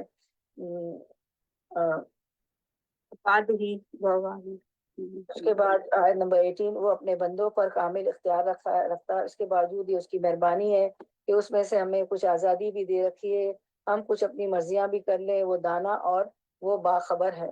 آیت نمبر 19. ان سے پوچھو کس کی گواہی سب سے بڑھ کر؟ کہو میرے اور تمہارے درمیان اللہ گواہ ہے، اور یہ قرآن میری طرف بذریعے وہی بھیجا گیا ہے تاکہ تمہیں اور جس چیز کو یہ پہنچے سب کو متنبع کر دو. تو میری بہنوں یہ قرآن کس لیے آیا ہے؟ تاکہ سب کو آگاہ کر دیا جائے کہ زندگی کی حقیقت کیا ہے، موت کی حقیقت کیا ہے، اور موت کے بعد آنے والے حالات اور واقعات کی بھی حقیقت کیا ہے. کیا واقعی تم یہ شہادت دے سکتے ہو کہ اللہ کے ساتھ دوسرے الہ بھی ہیں؟ کہو میں تو اس کی شہادت ہرگز نہیں دیتا، میں تو اس کی گواہی ہرگز نہیں دیتا. کہو اللہ تو وہی ایک ہے، اور میں اس شرک سے قطعی بیزار ہوں جس میں تم مبتلا ہو. یعنی میں یہ شرک نہیں کر سکتا. کیوں؟ خالص توحید ہی انسان کو جنت میں لے جا سکتی ہے. ایسا انسان جنت کے جس دروازے سے چاہے داخل ہو جائے، جو اللہ کی عبادت اس طرح کرے کہ اس کے ساتھ کسی کو شریک نہ ٹھہرائے، نماز قائم کرے، زکوٰۃ ادا کرے، بات سنے اور مانے، تو اللہ تعالیٰ جنت کے 8 دروازے میں سے جس سے وہ چاہے گا اس کو داخل ہونے دے گا. اس کی چوائس پر ہے، کیونکہ اس میں داخل ہونا بھی ایک شان کی بات ہے. ہر دروازے کی ایک اپنی شان ہے، اور ہر ایک انسان کی ایک اپنی چوائس ہوتی ہے. تو جو دنیا میں اللہ کو راضی کرتے ہیں، خصوصاً شرک سے پرہیز کرتے ہیں، تو اللہ سبحانہ تعالیٰ قیامت کے دن ان کا اعزاز و اکرام فرمائے گا. آگے فرمایا کہو اللہ تو وہی ایک ہے، اور میں اس شرک سے قطعی بیزار ہوں جس میں تم مبتلا ہو. اللہ کی پہچان کا یہ حصہ ہے کہ ہم شرک سے بیزاری ظاہر کریں اور شرک کا انکار کریں کہ صرف اللہ کو ماننا کافی نہیں بلکہ اس کے ساتھ شرک کا انکار کرنا بھی ضروری ہے. اس کے ساتھ کسی کو بھی شریک نہ ٹھہرایا جائے. آیت 20. جن لوگوں کو ہم نے کتاب دی وہ اس بات کو اس طرح غیر مشتبہ طور پر پہچانتے ہیں جیسے ان کو اپنے بیٹوں کو پہچاننے میں کوئی شبہ پیش نہیں آتا، مگر جنہوں نے اپنے آپ کو خود خسارے میں ڈال دیا ہے وہ اسے نہیں مانتے۔ اور اس شخص سے بڑا ظالم کیا ہوگا جو اللہ پر جھوٹا بہتان لگائے یا اللہ کی نشانیوں کو جھٹلائے۔ یقیناً ایسے ظالم کبھی فلاح نہیں پا سکتے۔ جس روز ہم ان کو سب کو اکٹھا کریں گے اور مشرکوں سے پوچھیں گے کہ اب وہ تمہارے ٹھہرائے ہوئے شریک کہاں ہیں جنہیں تم اپنا خدا سمجھتے تھے، تو اس کے سوا کوئی فتنہ نہ اٹھا سکیں گے کہ یہ جھوٹا بیان دیں گے، ہمارے آقا تیری قسم ہم ہرگز مشرک نہ تھے۔ دیکھو اس وقت یہ کس طرح اپنے آپ پر جھوٹ گھڑیں گے اور وہاں ان کے سارے بناوٹی معبود گم ہو جائیں گے۔ ان میں سے بعض لوگ ایسے ہیں جو کان لگا کر تمہاری بات سنتے ہیں، مگر حال یہ ہے کہ ہم نے ان کے دلوں پر پردے ڈال رکھے ہیں کہ جن کی وجہ سے وہ اس کو کچھ نہیں سمجھتے، اور ان کے کانوں میں گرانی ڈال دی ہے کہ سب کچھ سننے پر بھی کچھ نہیں سنتے۔ وہ خواہ کوئی نشانی دیکھ لیں اس پر ایمان لا کر نہ دیں گے۔ حد یہ ہے کہ جب وہ تمہارے پاس آ کر تم سے جھگڑتے ہیں تو ان میں سے جن لوگوں نے انکار کا فیصلہ کر لیا ہے وہ ساری باتیں سننے کے بعد یہی کہتے ہیں کہ یہ ایک داستان پارینہ کے سوا کچھ نہیں۔ وہ اس امر حق کو قبول کرنے سے لوگوں کو روکتے ہیں اور خود بھی اس سے دور بھاگتے ہیں۔ وہ سمجھتے ہیں کہ سرکت سے وہ تمہارا کچھ بگاڑ رہے ہیں، حالانکہ وہ خود ہی اپنی تباہی کا سامان کر رہے ہیں، مگر انہیں اس کا شعور نہیں۔ کاش تم اس وقت کی حالت دیکھ سکتے جب وہ دوزخ کے کنارے کھڑے کیے جائیں گے۔ اس وقت وہ کہیں گے کہ کاش کوئی صورت ایسی ہو کہ ہم دنیا میں واپس بھیجے جائیں اور اپنے رب کی نشانیوں کو نہ جھٹلائیں اور ایمان لانے والوں میں شامل ہوں۔ آیت 28۔ در حقیقت یہ بات وہ اس وجہ سے کہیں گے جس حقیقت پر انہوں نے پردہ ڈال رکھا تھا اس وقت وہ بے نقاب ہو کر ان کے سامنے آ چکی ہوگی، یعنی ان کی غلطیاں سب سامنے آ جائیں گی۔ ورنہ اگر انہیں سابق زندگی کی طرف واپس بھیجا جائے تو پھر وہی سب کچھ کریں جس سے انہیں منع کیا گیا تھا۔ استغفر اللہ، وہ تو ہیں ہی جھوٹے، اس لیے اپنی اس خواہش کے اظہار میں بھی جھوٹ ہی سے کام لیں گے۔ آیت 29۔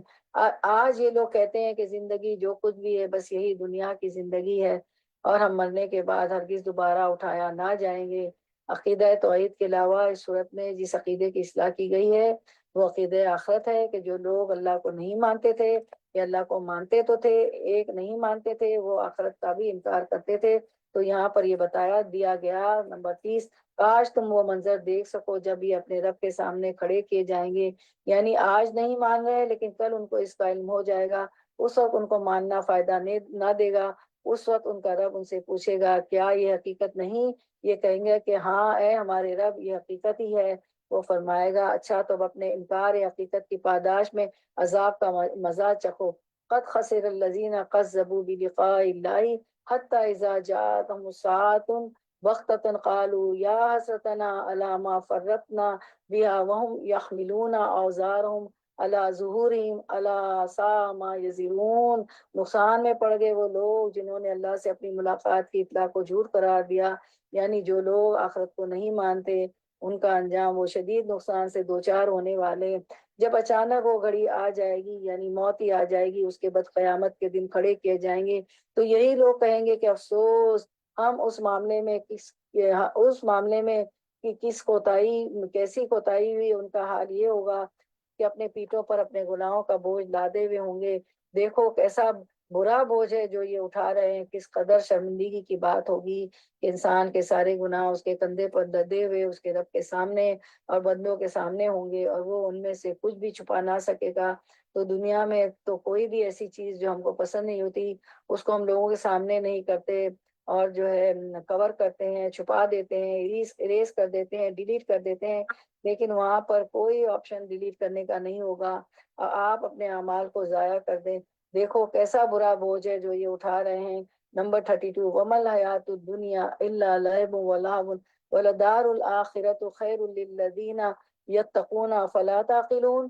دنیا کی زندگی تو کھیل اور تماشا ہے، حقیقت میں آخرتی کا مقام ان لوگوں کے لیے بہتر ہے جو ضیاءکاری سے بچنا چاہتے ہیں۔ پھر کیا تم لوگ عقل سے کام نہ لوگے؟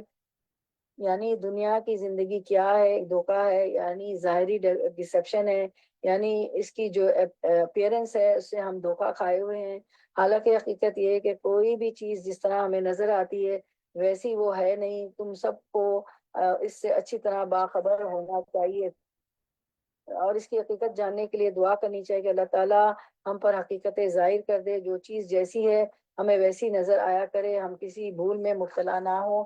33، اے محمد صلی اللہ علیہ وسلم، ہمیں معلوم ہے کہ جو باتیں یہ لوگ بناتے ہیں ان سے تمہیں رنج ہوتا ہے۔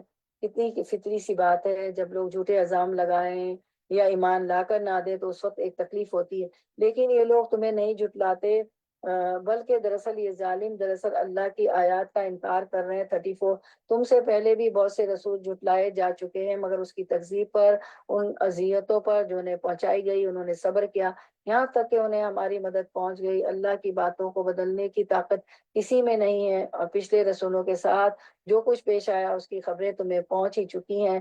35، تاہم اگر ان لوگوں کی بے رخی تم سے برداشت نہیں ہوتی تو اگر تم میں کچھ زور ہے تو زمین میں کوئی سرنگ ڈھونڈو یا آسمان میں سیڑھی لگاؤ اور ان کے پاس کوئی نشانی لانے کی کوشش کرو۔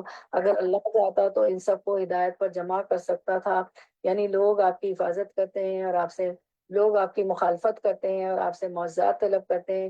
نبی صلی اللہ علیہ وسلم امید رکھتے تھے کہ اللہ تعالیٰ انہیں معجزات سے نوازے، لیکن کیا ہوا، بعض اوقات نوازے بھی گئے لیکن کفار کی ہر بات نہیں مانی گئی۔ ایسی صورت میں نبی صلی اللہ علیہ وسلم کو بتایا جا رہا ہے کہ صرف معجزوں کے زور پر ان سے حق نہیں منوانا ہے، بلکہ حق کو حق کے طور پر پہچان کر حق کو مانیں۔ آپ صلی اللہ علیہ وسلم ان کے مطالبوں پر کان نہ دھریں اور نہ وہ معجزات کا مطالبہ کریں، لہٰذا نادان مت بنو۔ 36، دعوت حق پر لبیک وہی لوگ کہتے ہیں جو سننے والے ہیں، یعنی انہیں حق بات سننے سے دلچسپی ہوتی ہے، پھر حق بھی ایک بات ہی ہوتی ہے، اور جو حق سے دلچسپی رکھتے ہیں اس کے لیے تکلیف اٹھا کر، مشقت اٹھا کر بھی اس کو سنتے ہیں، اس سے فائدہ اٹھاتے ہیں۔ والموت یبعثہم اللہ ثم الیہ یرجعون، رہے مردے، یہاں مردے ان لوگوں کو کہا گیا ہے جن کے ضمیر مردہ ہو چکے ہیں، جن کی عقل سمجھ ختم ہو چکی ہو، تو انہیں اللہ بس قبروں ہی سے اٹھائے گا اور پھر وہ اس عدالت میں پیش ہونے کے لیے واپس لائے جائیں گے، یعنی قیامت کے دن ان کا حساب ہوگا، اور ویسے بھی جو مردے قبروں میں ہیں ان سب کو اٹھایا جائے گا۔ 37، یہ لوگ کہتے ہیں کہ اس نبی پر اس کے رب کی طرف سے کوئی نشانی کیوں نہیں اتری؟ کہو اللہ نشانی اتارنے کی پوری قدرت رکھتا ہے، مگر ان میں سے اکثر لوگ نادانی میں مبتلا ہیں۔ 38، زمین میں چلنے والے کسی جانور اور ہوا میں پروں سے اڑنے والے کسی پرندے کو دیکھ لو، یہ سب تمہاری طرح کی انواع ہے۔ پھر غور و فکر کی دعوت دی جا رہی ہے تو ایک کا سبق دینے کے لیے، تو آیت کونی میں غور و فکر کرنا چاہیے۔ آیت کونی کیا ہے کہ جو ہے کائنات میں غور و فکر کرنا، اور آیت شرعی جو ہے اللہ کی کتاب میں، ہم نے ان کی تقدیر کے نوشتے میں کوئی کسر نہیں چھوڑی، پھر یہ سب اپنے رب کی طرف سمیٹے جاتے ہیں۔ 39، مگر جو لوگ ہماری نشانیوں کو جھٹلاتے ہیں وہ بہرے اور گونگے ہیں، تاریکیوں میں پڑے ہوئے ہیں، اللہ جسے چاہتا ہے بھٹکا دیتا ہے اور جسے چاہتا ہے سیدھی راہ پر لگا دیتا ہے۔ 40، ان سے کہیے ذرا غور کر کے بتاؤ، اگر کبھی تم اللہ کی طرف سے کوئی بڑی مصیبت آ جاتی ہے یا آخری گھڑی آ پہنچی تو کیا اس وقت تم اللہ کے سوا کسی اور کو پکارتے ہو؟ اللہ تعالیٰ کو ایک ماننے میں یہ بات بھی ہے کہ تمام طرح کی دعائیں، نظر و نیاز، سب کچھ اسی کے نام پر مانگی جائے۔ بولو اگر تم سچے ہو، اس وقت تم اللہ ہی کو پکارتے ہو، پھر اگر وہ چاہتا تو اس مصیبت کو تم پر سے ٹال دیتا، ایسے موقع پر تم اپنے ٹھہرائے ہوئے شریکوں کو بھول جاتے ہو۔ وَلَقَدْ أَرْسَلْنَا إِلَىٰ أُمَمٍ مِّن قَبْلِكَ، تم سے پہلے بہت سی قوموں میں ہم نے رسول بھیجے اور ان قوموں کو مصائب والا آلام میں مبتلا کیا تاکہ وہ عاجزی کے ساتھ ہمارے سامنے جھک جائیں، بس ہماری طرف سے ان پر سختی آئی تو کیوں نہ انہوں نے عاجزی اختیار کی، مگر ان کے دل تو اور سخت ہو گئے، اور شیطان نے ان کو اطمینان دلایا کہ جو کچھ تم کر رہے ہو خوب کر رہے ہو۔ 44، پھر جب انہوں نے اس نصیحت کو جو انہیں کی گئی تھی بھلا دیا تو ہم نے ہر طرح کی خوشحالیوں کے دروازے ان کے لیے کھول دیے، یہاں تک کہ جب وہ ان بخششوں میں جو انہیں عطا کی گئی تھی خوب مگن ہو گئے تو اچانک ہم نے انہیں پکڑ لیا، اور اب حال یہ تھا کہ وہ ہر خیر سے مایوس تھے۔ اس طرح ان لوگوں کی جڑ کاٹ کر رکھ دی گئی جنہوں نے ظلم کیا، اور تعریف ہے اللہ رب العالمین کے لیے کہ اس نے ان کی جڑ کاٹ دی۔ یہاں ایک بڑی اہم بات پتہ چلتی ہے کہ اگر نافرمانیوں کے باوجود بھی اللہ کی نعمتیں وافر مقدار میں آپ کو ملتی رہیں تو یہ نعمتیں عذاب کا پیش خیمہ ہوتی ہے۔ اللہ سبحانہ تعالیٰ پکڑنا چاہتا ہے، پکڑنے سے پہلے ایک آخری مہلت دیتا ہے۔ اللہ تعالیٰ نے بندوں کی ہدایت کے لیے مختلف انتظام کے رسولوں کو بھیجا، پھر رسولوں کے جو فالوورز تھے ان کے بعد انہوں نے لوگوں کو پیغام پہنچایا، کائنات کی نشانیوں کے ذریعے لوگوں کو غور و فکر سکھایا، اپنی پہچان کرائی۔ جب لوگ ان سب چیزوں سے نہیں مانے تو اللہ تعالیٰ نے ان پر مختلف آزمائشیں بھیجی کہ شاید اس طرح اللہ کی طرف لوٹ آئیں۔ لیکن جب انہوں نے ان آزمائشوں سے کوئی سبق نہیں سیکھا تو اللہ نے ان کے لیے نعمتوں کے دروازے کھول دیے۔ فلما نسوا ما ذکروا به فتحنا علیہم ابواب کل شیء، دنیا کی نعمتیں ان پر خوب خوب برسنے لگی تو پھر کیا ہوا، اچانک پکڑ آ گئی۔ تو اللہ کی نعمتیں دو وجہ سے آتی ہیں، ایک جب ہم شکر گزار ہوتے ہیں، اللہ کے اطاعت گزار ہوتے ہیں، تو اس وقت جو نعمت آتی ہے وہ امتحان تو ہوتی ہے لیکن بہرحال وہ اللہ کی ناراضگی کا ذریعہ نہیں ہوتی۔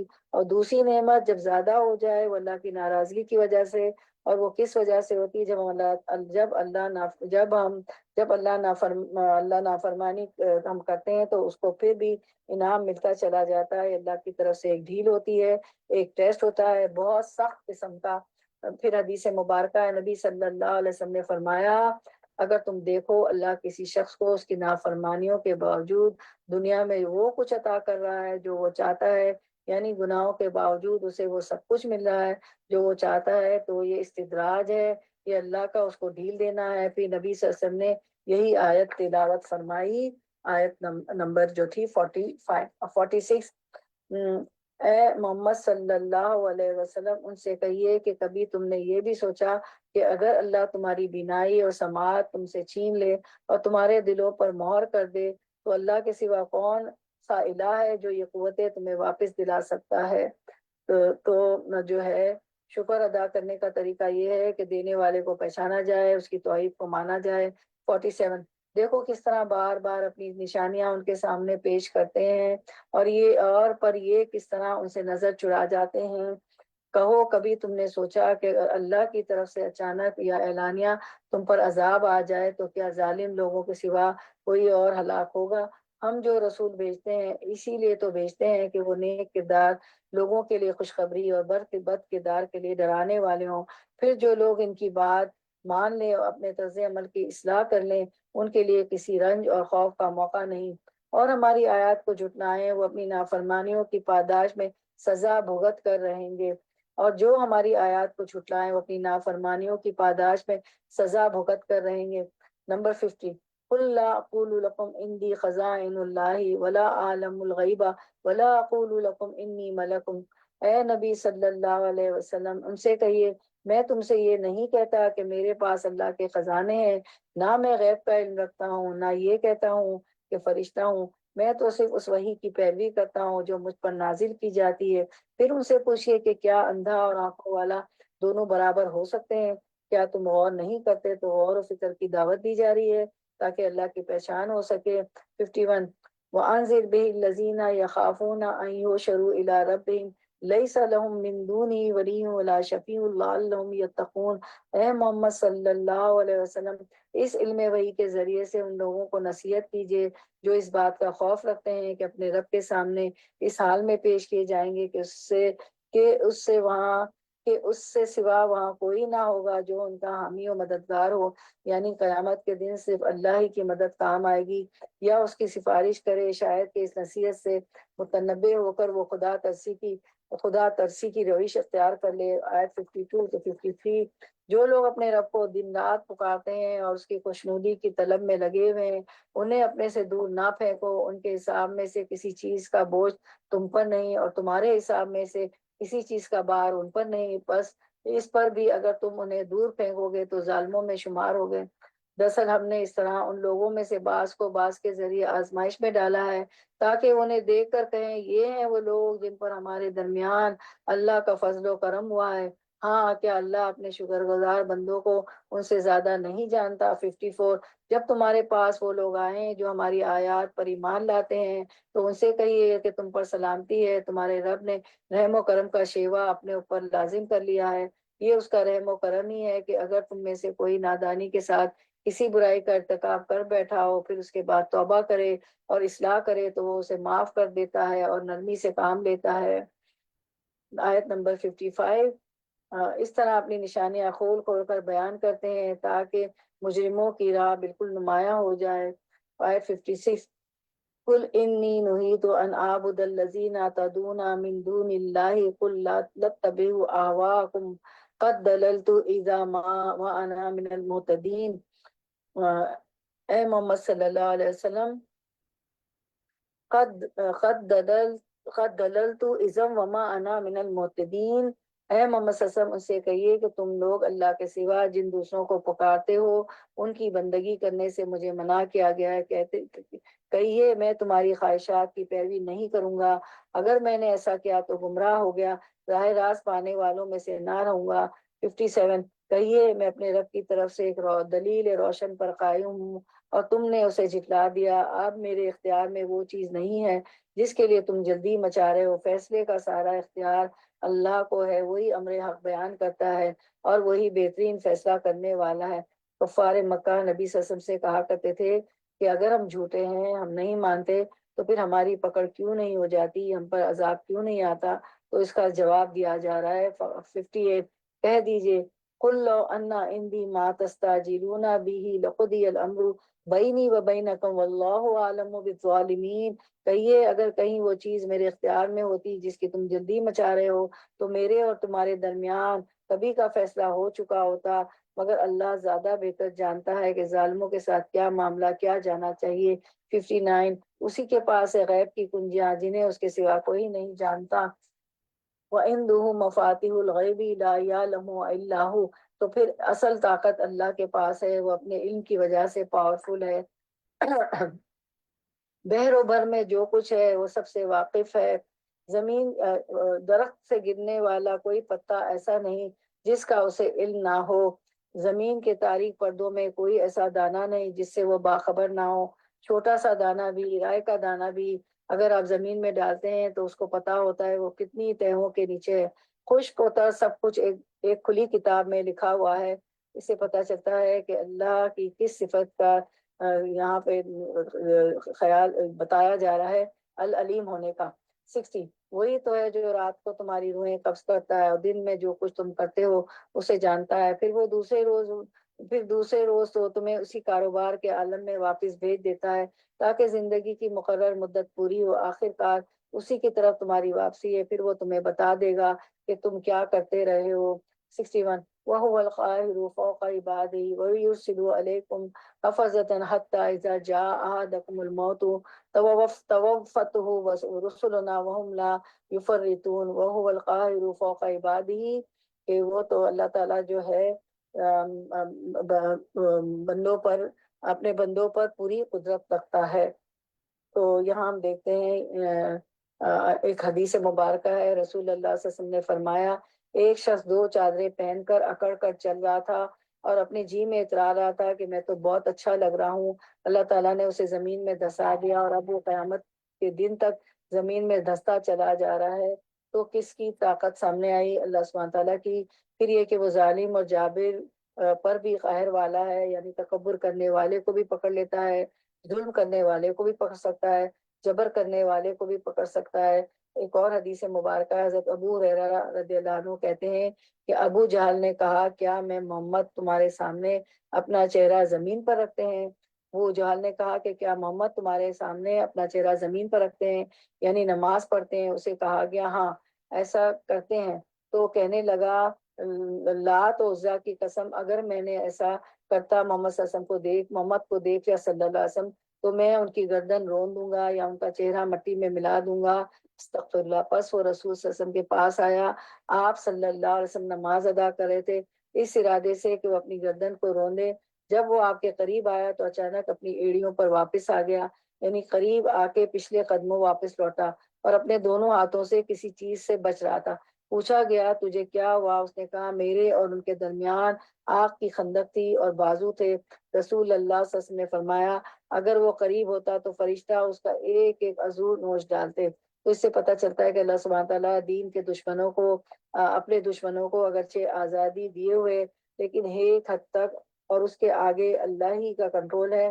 القاہر وہ ہوتا ہے جس کا مکمل کنٹرول ہو، اس لیے کبھی بھی انسان کو ظلم نہیں کرنا چاہیے، کبھی بھی اپنے آپ کو جو ہے مادر پدر آزاد نہیں سمجھنا چاہیے۔ وَهُوَ الْقَاهِرُ فَوْقَ عِبَادِهِ، اور وہ اپنے بندوں پر پوری قدرت رکھتا ہے۔ وَيُرْسِلُ عَلَيْكُمْ حَفَظَةً، اور تم پر نگہبان بھیجتا ہے۔ حفظتاً کون؟ کرامن کاتبین، جو صبح سے شام اور شام سے صبح تک اعمال کو لکھتے رہتے ہیں۔ حَتَّى إِذَا جَاءَ أَحَدَكُمُ الْمَوْتُ تَوَفَّتْهُ رُسُلُنَا، یہاں تک کہ جب تم میں سے کسی کی موت کا وقت آتا ہے تو ہمارے بھیجے ہوئے اسے فوت کر لیتے ہیں اور وہ کچھ بھی کمی نہیں کرتے، جیسا حکم ملتا ہے ویسے ہی کرتے ہیں۔ فرشتے پوری پوری جان نکال کر لے جاتے ہیں اور انسانوں کے غلبے اور خیر سے باہر ہوتے ہیں۔ وہ بیٹھے ہوتے ہیں، اپنا کام کر رہے ہوتے ہیں، گھنٹوں بیٹھے ہوتے ہیں، لیکن تم میں سے کوئی انہیں نہیں دیکھ سکتا اور نہ کسی کو ان سے چھڑا سکتا ہے، یہاں تک کہ جب تم میں سے کسی کی موت کا وقت آ جاتا ہے تو اس کے بھیجے ہوئے فرشتے اس کی جان نکال لیتے ہیں اور ہم اپنا فرض انجام دینے میں ذرا کوتاہی نہیں کرتے ہیں۔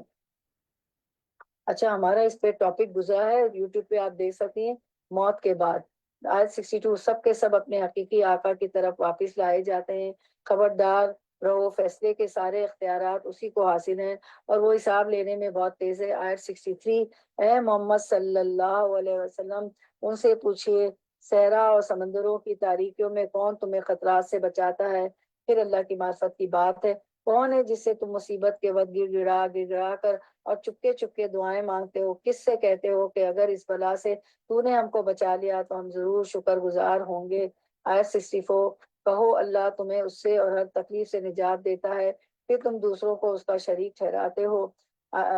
ثم انتم تشرکون، آیت 65، کہو وہ اس پر قادر ہے تو تم پر کوئی عذاب اوپر سے نازل کر دے، یعنی کوئی پتھر برسے، جیسے ابراہ پر نازل ہوا تھا۔ ابراہ ہاتھیوں کا لشکر لے کے آیا تھا تو اس پہ پتھر برسائے گئے تھے، یا پھر کوئی طوفان آ جائے جیسے خون اور ٹڈیاں برسی تھی فرعونیوں پر، مینڈک بھی برسے تھے، یا کبھی بجلیاں گری، یا تمہارے قدموں کے نیچے سے مراد جیسے زلزلہ وغیرہ آ جائے، یا زمین پھٹ جائے، یا تمہیں گروہوں میں تقسیم کر کے ایک گروہ کو دوسرے گروہ کی طاقت کا مزہ چکھایا جائے، یعنی آپس میں لڑ پڑے، یعنی گھروں کے اندر لڑائیاں، اداروں کے اندر، شہروں کے اندر، ملکوں کے اندر، قوموں کے اندر، کہ کہیں دنیا میں چین اور امن نام کی کوئی چیز نہ ہو۔ یہ بھی اللہ کے عذاب ہی کی قسم ہے۔ ہم کس طرح بار بار مختلف طریقوں سے اپنی نشانیاں ان کے سامنے پیش کر رہے ہیں، شاید کہ یہ حقیقت کو سمجھ لیں۔ 66، تمہاری قوم اس کا انکار کر رہی ہے حالانکہ وہ حقیقت ہے، ان سے کہیے کہ میں تم پر حوالے دار نہیں بنایا گیا ہوں۔ آیت 67، ہر خبر کے ظہور میں آنے کا ایک وقت مقرر ہے، ان قریب تم کو خود معلوم ہو جائے گا۔ بار بار اس بات کا مطالبہ کرتے تھے کہ تم عذاب لے آؤ، یا پھر آخرت آ جائے، یا پھر قیامت کا دن آ جائے۔ اس میں بتایا گیا ہے کہ ہر چیز کا ایک وقت مقرر ہے، جو عذاب یا جو کچھ بھی آتا ہے، جو کچھ بھی آنا ہوگا وہ آ کر رہے گا۔ اللہ کی کوئی بات بھی جھوٹی نہیں ہے، اللہ کی کوئی بات بھی جھوٹی نہیں ہے۔ اس کے بعد ہم دیکھتے ہیں آیت نمبر 68، اے محمد صلی اللہ علیہ وسلم، جب آپ دیکھیں کہ لوگ ہماری آیات پر نکتہ چینیاں کر رہے ہیں تو ان کے پاس سے ہٹ جائیں، یہاں تک کہ وہ اس گفتگو کو چھوڑ کر دوسری باتوں میں لگ جائیں۔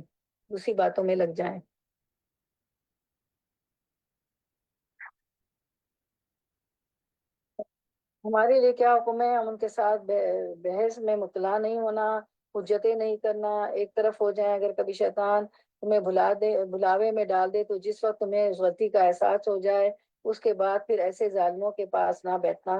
آیت نمبر 69،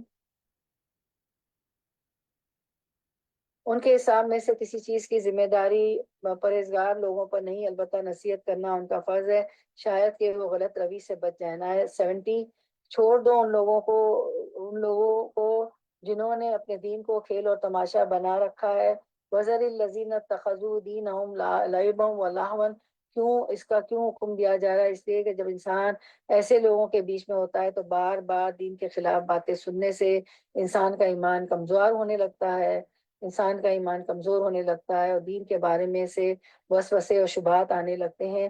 ایسے لوگ اس طرح کیوں کرتے ہیں؟ تاکہ انہیں دین پر عمل نہ کرنا پڑے۔ انسان کی ایک بہت بڑی فطرت ہوتی میری بہنوں، جس چیز کو وہ خود نہیں لینا چاہتا، خود اپنانا نہیں چاہتا، اس کے اندر نقص نکالنا شروع کر دیتا ہے۔ اس کی کیا وجہ ہوتی ہے کہ انسان عمل کرنا نہیں چاہتا؟ کیونکہ وہ دنیا کی زندگی کی محبت میں مبتلا ہوتا ہے، وغرتہم الحیات الدنیا، اور جنہیں دنیا کی زندگی فریب میں مبتلا کیے ہوئے۔ لیکن کیا ایسے لوگوں کو چھوڑ دینا چاہیے کہ وہ صرف حجت بازیاں کرتے پھریں، بحث مباحثہ کرتے پھریں؟ نہیں، چھوڑنا تو نہیں، فرمایا کہ جس وقت وہ بحثیں کریں تو ہٹ جائیں، ٹھیک ہو جائیں تو پھر آ جائیں، اور جب موقع ملے تو اپنا کام کریں۔ وذکر بہی، اور اس قرآن کے ذریعے نصیحت کر کے یا اچھی بات بتا کر تنبیہ کرتے رہے کہ کہیں کوئی شخص اپنے کیے ہوئے کرتوتوں کے وبال میں گرفتار نہ ہو جائے کہیں ان لوگوں کو کی پکڑ نہ ہو جائے۔ حقیقت یہ ہے کہ مومن ہر حال میں خیرخواہ ہوتا ہے، دوسروں کو غلط کام کرتے دیکھ کر کھلی چھٹی نہیں دیتا کہ تم جو چاہو کرو اور گرفتار بھی اسی حال میں ہو کہ اللہ سے بچانے والا کوئی حامی و مددگار اور کوئی سفارشی ان کے لیے نہ ہو۔ اگر وہ ہر ممکن چیز فدیے میں دے کر چھوٹنا چاہیں تو وہ بھی اسے قبول نہ کی جائے، کیونکہ ایسے لوگ خود اپنی کمائی کے نتیجے میں پکڑے جائیں گے۔ ان کو اپنے انکار حق کے معاوضے میں کھولتا ہوا پانی پینے کو ملے گا، کھولتا ہوا پانی پینے ملے گا۔ اس کے بعد ہم دیکھتے ہیں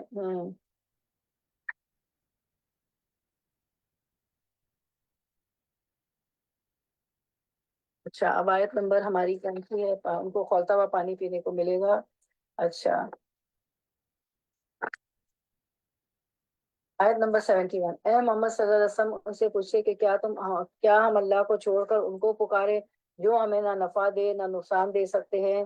تو اور جب کہ اللہ ہمیں سیدھا راستہ دکھا چکا ہے، کیا ہم الٹے پاؤں پھر جائیں؟ کیا ہم اپنا حال اس شخص کا سا کر لیں جسے شیطانوں نے صحرا میں بھٹکا دیا ہو اور وہ حیران اور سرگرداں پھر رہا ہو، در حالانکہ اس کے ساتھی اسے پکار رہے ہوں کہ ادھر آ، یہ سیدھی راہ موجود ہے۔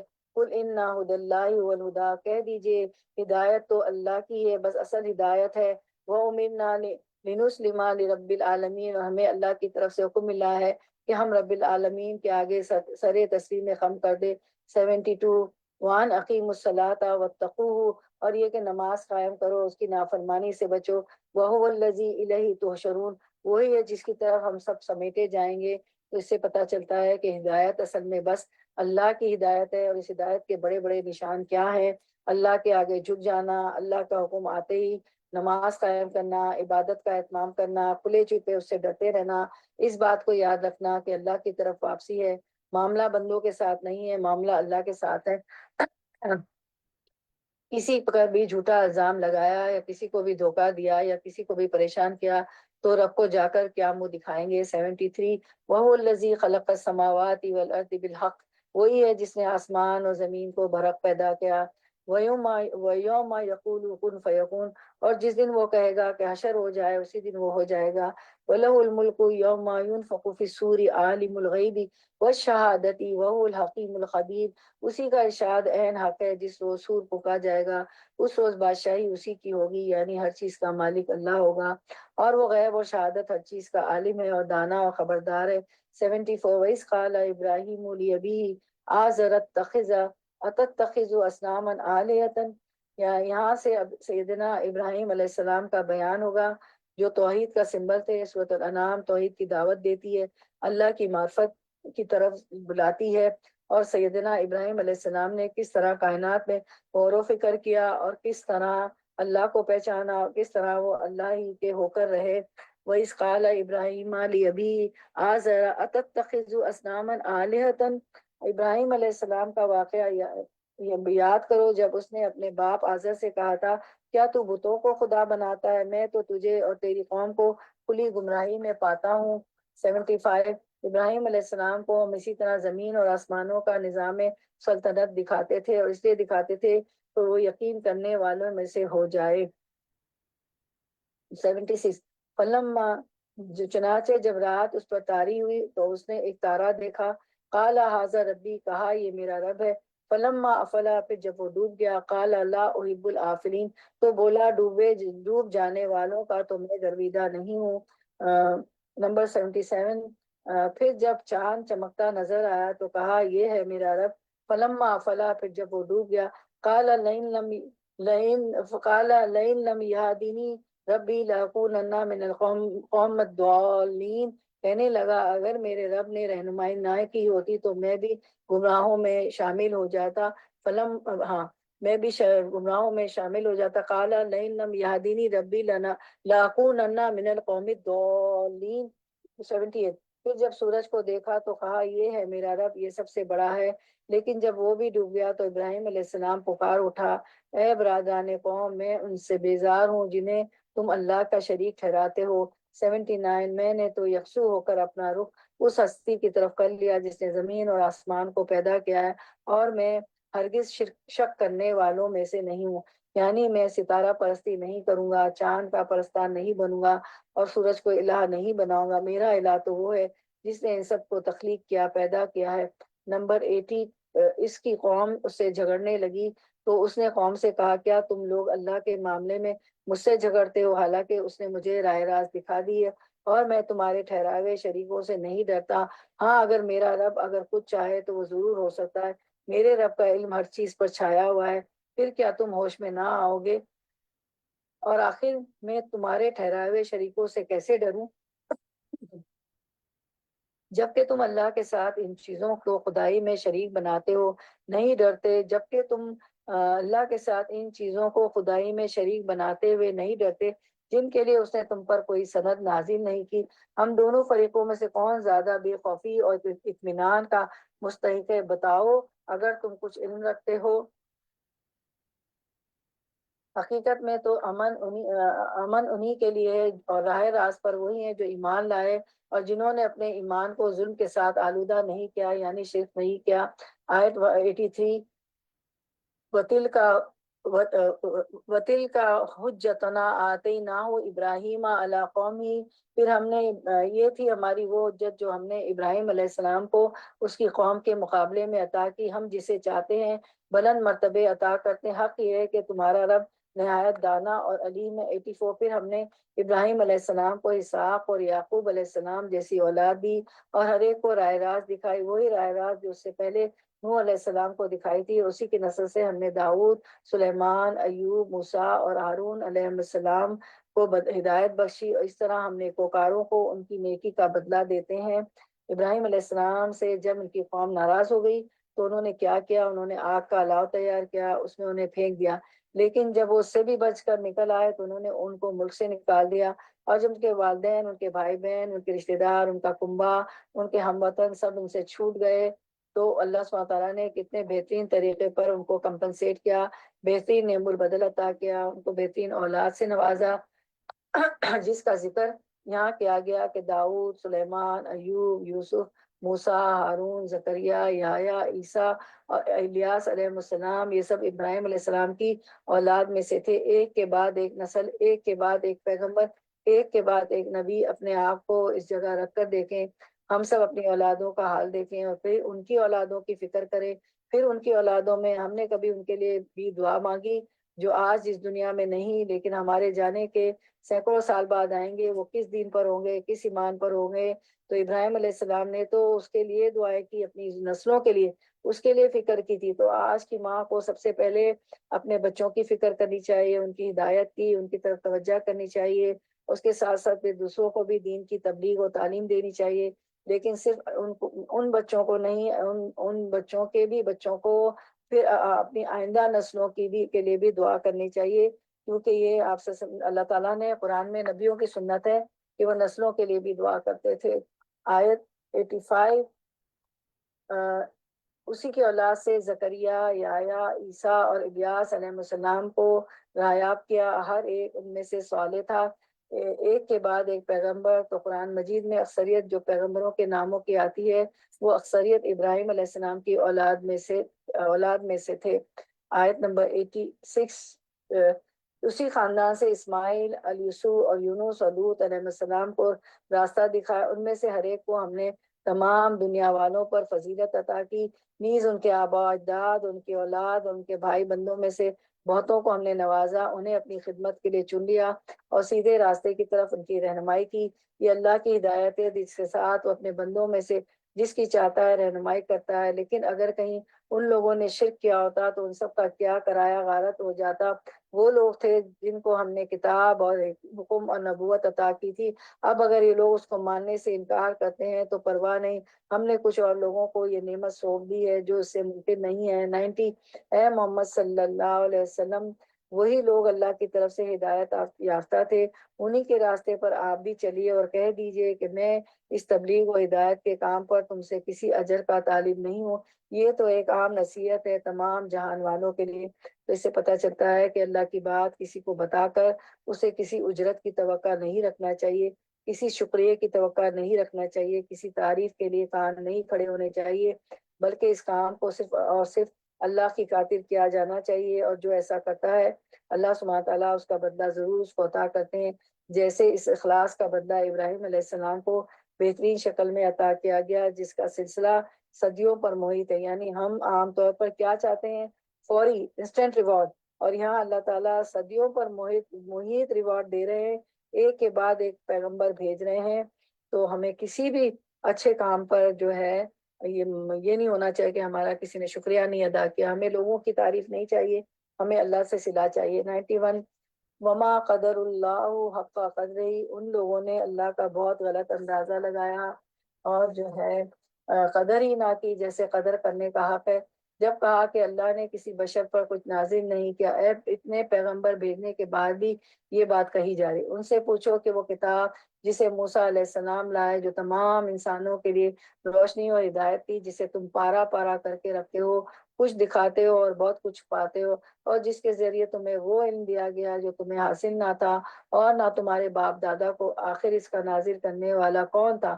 بس اتنا کہہ دیجئے کہ اللہ، پھر انہیں اپنی دلیل بازیوں سے کھیلنے کے لیے چھوڑ دیجئے۔ 92 اسی کتاب کی طرح یہ کتاب ہے جسے ہم نے نازل کیا، یعنی یہ قرآن مجید وہذا کتاب انزلناہ مبارکن، بہت بابرکت کتاب ہے، جو اسے پڑھے گا، جو اسے سمجھے گا، جو اس پر عمل کرے گا، جو اس کے مطابق پیغام کو آگے پہنچائے گا، اس کی زندگی برکتوں سے مالا مال ہو جائے گی۔ یہ اللہ کا وعدہ ہے، اور اللہ اپنے وعدے کے خلاف ورزی نہیں کرتا۔ مصدق الذی بین یدیہ، یہ تصدیق کرنے والی ہے اس چیز کی جو اس سے پہلے آئی تھی، یعنی پہلی کتابوں کی، اور اس لیے نازل کی گئی ہے کہ اس کے ذریعے سے کہ تم بستیوں کے اس مرکز یعنی مکہ اور اس کے اطراف میں رہنے والوں کو متنبع کرو، جو لوگ آخرت کو مانتے ہیں وہ اس کتاب پر ایمان لاتے ہیں۔ تو جو آخرت پر ایمان رکھتا ہے، جس کو پتا ہے میرا امتحان ہونے والا ہے، وہ اس کتاب کو ضرور کھولے گا، ضرور پڑھے گا، ضرور سمجھے گا، مستقل طور پر سمجھتا رہے گا۔ اور ان کا حال یہ ہے کہ اپنی نمازوں کی پابندی کرتے ہیں، آخرت پر ایمان لانے والے ہی نماز کی فکر کرتے ہیں۔ 93 اور اس شخص سے بڑا ظالم اور کون ہوگا جو اللہ پر جھوٹا بہتان گھڑے یا یہ کہے کہ مجھ پر وحی آئی حالانکہ اس پر کوئی وحی نہ آئی ہو، جو اللہ کی نازل کردہ چیز کے بارے میں کہے کہ میں ایسی چیز نازل کر کے دکھاؤں گا، یعنی قرآن کا مقابلہ۔ کاش تم ظالموں کو اس حالت میں دیکھ سکو جبکہ وہ سکرات موت میں ڈبکیاں کھا رہے ہوتے ہیں اور فرشتے ہاتھ بڑھا بڑھا کر کہہ رہے ہوتے ہیں لاؤ نکالو اپنی جان، آج تمہیں ان باتوں کی پاداش میں ذلت کا عذاب دیا جائے گا جو تم اللہ پر تہمت رکھ کر ناحق بقا کرتے تھے، اور اس آیت کے مقابلے میں سرکشی دکھایا کرتے تھے۔ اخرجوا انفسکم اخرجوا انفسکم الیوم تجزون عذاب الہون۔ اس سے پتہ چلتا ہے کہ جو شخص اللہ تعالیٰ کی آیات کو نہیں مانتا اور ان کا انکار کرتا ہے اور یہ مانتا ہی نہیں کہ قرآن اللہ کی کتاب ہے اور اس کا یہ انجام بتایا جا رہا ہے، اس کو عذاب جان نکالنے کے وقت سے ہی ملنا شروع ہو جاتا ہے۔ اس کی جان جو فرشتے آ کر نکالیں گے اور پھر اس دن کو قبر میں جائے گا تو وہاں اس کی پکڑ شروع ہو جائے گی، تو اس وقت اس کو ذلت کا عذاب دیا جائے گا۔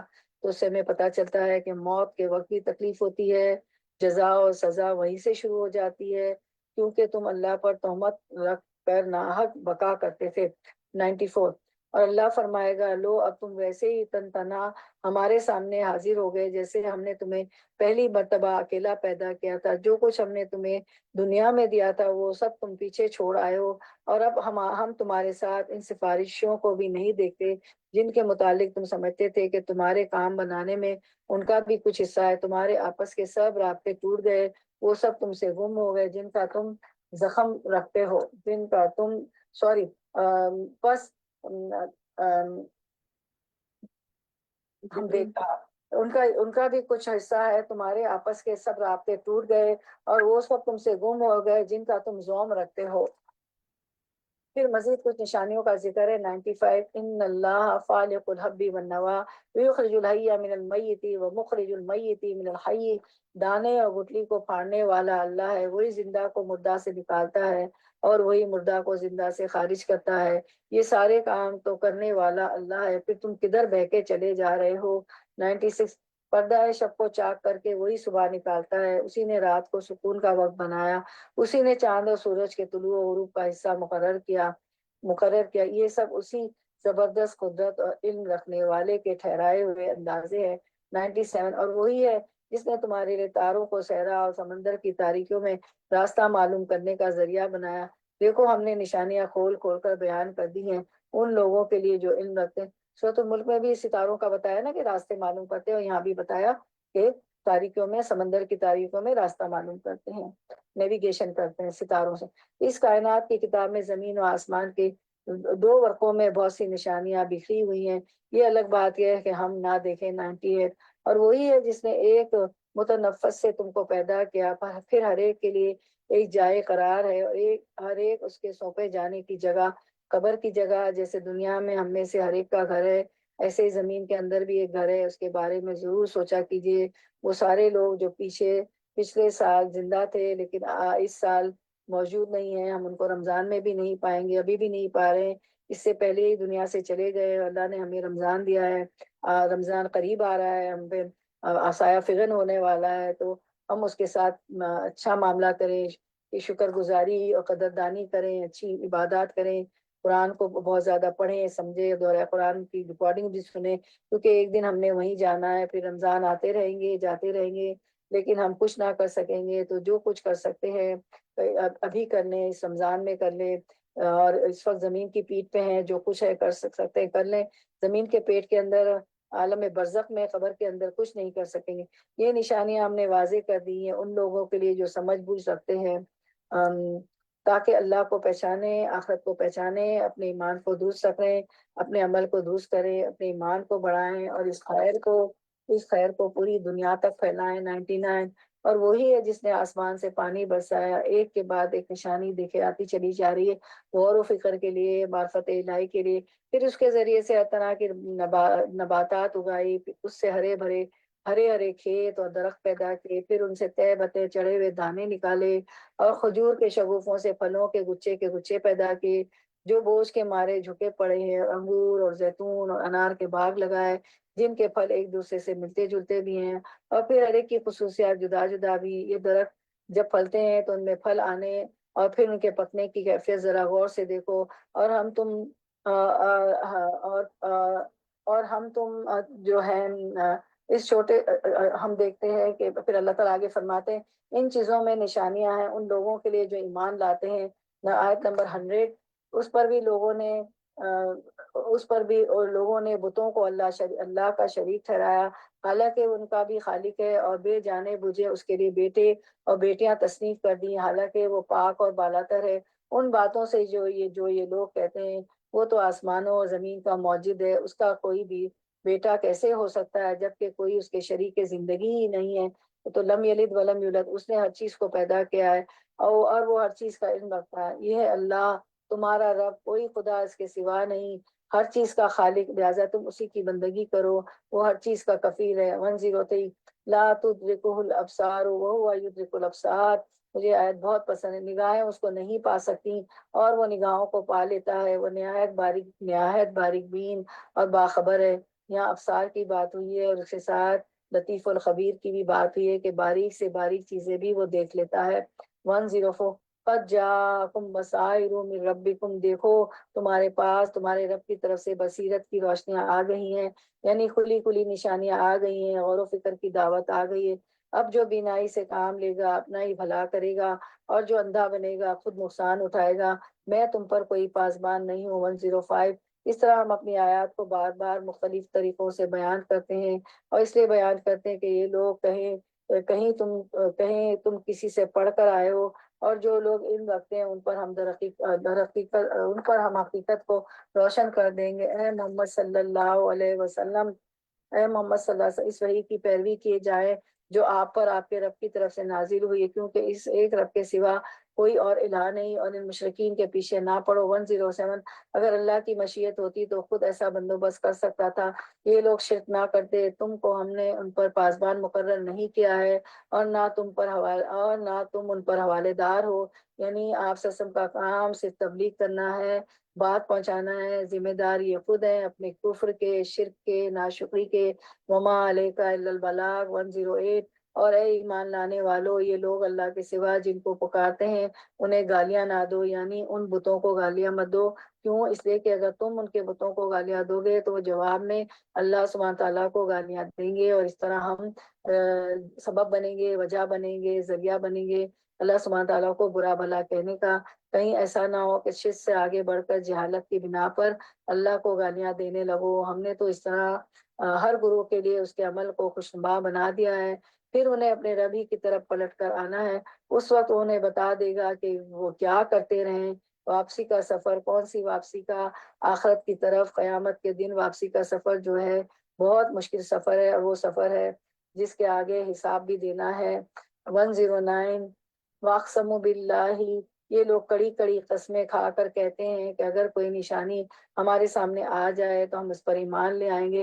اے محمد صلی اللہ علیہ وسلم، اسے کہیے کہ نشانیاں تو اللہ کے پاس ہیں، اور تمہیں کیسے سمجھایا جائے کہ اگر نشانیاں آ بھی جائیں تو ایمان لانے والے نہیں ہیں۔ 110 ہم اسی طرح ان لوگوں کے دلوں اور نگاہوں کو پھیر رہے ہیں جس طرح یہ پہلی بار اس پر ایمان نہیں لائے تھے، ہم انہیں ان کی سرکشی میں بھٹکنے کے لیے چھوڑ دیتے ہیں۔ تو اس سے پتہ چلتا ہے کہ جو شخص ہدایت آنے کے بعد اس کو جان بوجھ کر ٹھکرا دے اور ایمان نہیں لائے، پھر اللہ تعالیٰ اس کا دل ٹیڑھا کر دیتے ہیں اور پھر اس کو ہدایت نصیب نہیں ہوتی۔ اللہ تعالیٰ ہمیں اس سے محفوظ رکھے۔ تو ہم جو ہے دلوں کے ٹیڑھے نہ ہونے کی دعا کر لیتے ہیں۔ ربنا لا تزغ قلوبنا بعد اذ ہدیتنا وہب لنا من لدنک رحمہ، اے ہمارے رب جب تو نے ہمیں ہدایت دے دی ہے تو ہمارے دلوں کو ٹیڑھا نہ کر، اور ہمیں اپنی طرف سے رحمت عطا کر، بے شک تو بہت زیادہ عطا کرنے والا ہے۔ آمین یا رب العالمین۔ اللہ تعالیٰ بس ہماری دعا قبول کر لے، ہمیں جنت الفردوس میں جگہ دے، اور جو کچھ ہم پڑھتے سنتے ہیں اس پہ عمل پیرا کر دے، عمل کرنے والا بنا دے، آگ کے عذاب سے بچائے، اور روضہ رسول کی زیارت نصیب کرے بار بار، حج عمرے کی سعادت اللہ تعالیٰ نصیب کرے، اور جو کچھ پریشانیاں ہیں، مشکلات ہیں، بیماریاں ہیں، روزی کی تنگی ہے، جو کچھ ہے اللہ تعالیٰ جو اس میں آسانیاں پیدا کرے۔ جو سفر پہ جا رہے ہوتے ہیں اللہ تعالیٰ ان کا سفر خیریت کا کر دے، ان کی واپسی بھی خیریت کی کر دے، بے اولاد کو اولاد دے دے اللہ تعالیٰ، بے روزگار کو روزی دے دے، جتنی مشکلات ہیں آسان کر دے، صحت تندرستی ان سب کو عطا فرمائے، اور اللہ تعالیٰ ہمیں توفیق نہ چھینے نیکیوں کی۔ اچھا، 2 اسکرین جو ہے سوری وہ رہ گئے تھے، وہ بہت علمی باتیں اس میں، ظاہر ہم علمی حاصل کر رہے ہیں تو اس کو کوشش کرتے ہیں کہ دکھا دیں آپ کو۔ رسول اللہ صلی اللہ علیہ وسلم نے فرمایا، جس نے علم کو علماء پر فخر کرنے اور بیوقوفوں سے بحث و تکرار کرنے اور لوگوں کو اپنی جانب متوجہ کرنے کے لیے سیکھا، اللہ اسے جہنم میں داخل کر دے گا۔ تو کبھی بھی علم آپ سیکھ رہی ہو اس پہ فخر نہ کریں، کہیں بیٹھی ہو تو ہوتا ہے نا بیوقوفوں سے لوگ بحث و تکرار شروع کر دیتے ہیں تاکہ لوگ آپ متوجہ ہوں، تو اللہ تعالیٰ اسے جہنم میں داخل کر دے گا، اللہ ہمیں بچائے اس سے۔ اس کے بعد نواز بن سمان سے روایت ہے کہ نبی صلی اللہ علیہ وسلم نے فرمایا کہ قرآن کے ذریعے جھگڑا نہ کرو، نہ اللہ کی کتاب سے بعض کو بعض کے ذریعے جھٹلاؤ۔ مومن قرآن کے ساتھ جھگڑا کرے گا تو مغلوب ہو جائے گا، اور منافق قرآن کے ساتھ جھگڑا کرے گا تو غالب ہو جائے گا۔ ربنا لا تزغ قلوبنا بعد إذ هديتنا وهب لنا من لدنك رحمة إنك أنت الوهاب۔ اب ہم دیکھتے ہیں صحیح مسلم کی ایک حدیث کے اس کو قرآن کو پڑھنے کے کیا فائدے، قرآن کا علم حاصل کرنے کے۔ صحیح مسلم کی حدیث 1837 ہے، انشاءاللہ ہم اس کو دیکھتے ہیں کہ حضرت عقبہ بن عامر رضی اللہ تعالیٰ عنہ سے روایت ہے کہ انہوں نے کہا کہ رسول اللہ صلی اللہ علیہ وسلم گھر سے نکل کر تشریف لائے، ہم صفا چبوترے پر موجود تھے، آپ نے فرمایا تم میں سے کون پسند کرتا ہے کہ روز آنا صبح بطان یا عقیق کی وادی میں جائے اور وہاں سے بغیر کسی گناہ اور قطع رحمی کے 2 بڑے بڑے کوہانوں والی اونٹنیاں لائے۔ ہم نے عرض کیا 2 بڑی بڑی اونٹنیاں لائے۔ ہم نے عرض کی اے اللہ کے رسول صلی اللہ علیہ وسلم، ہم سب کو یہ بات پسند ہے۔ آپ نے صلی اللہ علیہ وسلم نے فرمایا پھر تم میں سے صبح کوئی شخص مسجد میں کیوں نہیں جاتا کہ وہ اللہ کی کتاب کی 2 آیات لکھے یا ان کی قرات کرے؟ 2 اونٹنوں کے حصول سے بہتر ہے، اور یہ 3 آیات 3 اونٹنیوں سے بہتر ہے، 4 آیتیں اس کے لیے 4 سے بہتر ہے، اور آیاتوں کی تعداد جو بھی ہو اونٹنوں کی اتنی ہی تعداد سے بہتر ہے۔ آپ کو پتہ ہے اونٹ اس زمانے کا بڑا مہنگی سواری تھی، جیسے آج کل ہماری سواریاں مہنگی ترین ہماری کوئی سواری ہو تو جو ہے اتنا ثواب ہے، جتنی آپ پڑھتی چلی جاتی ہیں اتنا دیکھیں ثواب ملتا چلا جاتا ہے، اللہ تعالیٰ ہمیں نوازتے ہیں۔ تو کبھی بھی شیطان آپ کو وسوسے ڈالے کہ 2 گھنٹے ہمیں بیٹھنا پڑتا ہے، لیکن آپ کتنا اجر ہے وہاں، تو ہم چھوٹی چھوٹی نیکیوں کے محتاج ہوں گے نا، تو یہ ساری نیکیاں جو ہے دنیا میں بھی ہمیں جو ہے اجر دیں گی اور آخرت میں بھی انشاءاللہ۔ تو چلے ہم جو ہے اس پر اپنا اختتام کرتے ہیں۔ ماشاء اللہ مل کے عبادت کر رہے ہیں، اتنا اچھا لگ رہا ہے۔ روزے بھی ہم لوگ رکھ رہے ہیں، ایام بیت کے چل رہے ہیں ہمارے، جس مطلب جو صحت مند ہے، اگر جو کوئی نہیں رکھ سکتا اس کے لیے عذر ہے۔ قرآن میں بھی ہے نا کہ وہ پھر جو کوئی بیمار ہے، سفر میں ہے، تو دوسرے ایام میں پورے کر لے روزے اپنے۔ تو اتنا اچھا لگ رہا ہے، مل کے سب عبادت کر رہے ہیں، ایام بیت کے روزے بھی رکھ رہے ہیں۔ ماشاء اللہ ماشاء اللہ، ضرور شریف پڑھ لیتے ہیں۔ ایک سپورٹ گروپ ہے، مل کے سب کر رہے ہیں۔ اللہم صلی علی محمد وعلی آل محمد کما صلیت علی ابراہیم وعلی آل ابراہیم انک حمید مجید۔ اللہم بارک علی محمد وعلی آل محمد کما بارکت علی ابراہیم وعلی آل ابراہیم انک حمید مجید۔ سبحان ربک رب العزت عما یصفون وسلام علی المرسلین الحمد للہ رب العالمین۔ ربنا تقبل منا إنك أنت السميع العليم وتب علينا إنك أنت التواب الرحيم وآخر دعوانا أن الحمد لله رب العالمين سبحانك اللهم وبحمدك نشهد أن لا إله إلا أنت نستغفرك ونتوب إليك۔ السلام عليكم ورحمة الله وبركاته۔ بارك الله في علمك وعملك ورزقكم اوقاتکم و اہلکم و مالکم، آمین یا رب العالمین۔ بارک اللہ فیک و احسن الیک، حیاکن اللہ صحبت القرآن۔ ابھی بات ہوئی تھی نا، تو اللہ تعالیٰ بس ہمیں قرآن کی صحبت دے، جیسے ہم کر رہے ہیں دورہ قرآن بھی، اور ویسے بھی ہم سب کوشش کرتے رہتے ہیں۔ چلیں انشاءاللہ پھر کل 8ویں پارے کے ساتھ حاضر خدمت ہوں گے ماشاءاللہ۔ کل 8واں پارہ ہے۔ چلیں میں پھر آپ لوگوں کی اجازت سے اینڈ کروں، انشاءاللہ کل 1:30 بجے ملاقات ہوگی۔ السلام علیکم ورحمۃ اللہ وبرکاتہ۔ وعلیکم السلام ورحمۃ اللہ وبرکاتہ۔ ربنا تقبل منا، اللہ ہم سے قبول کر لیں۔ چلے میں اینڈ کرتی ہوں، انشاءاللہ پھر کل 1:30 بجے ملاقات ہوگی۔ انشاءاللہ۔ السلام علیکم۔ وعلیکم السلام۔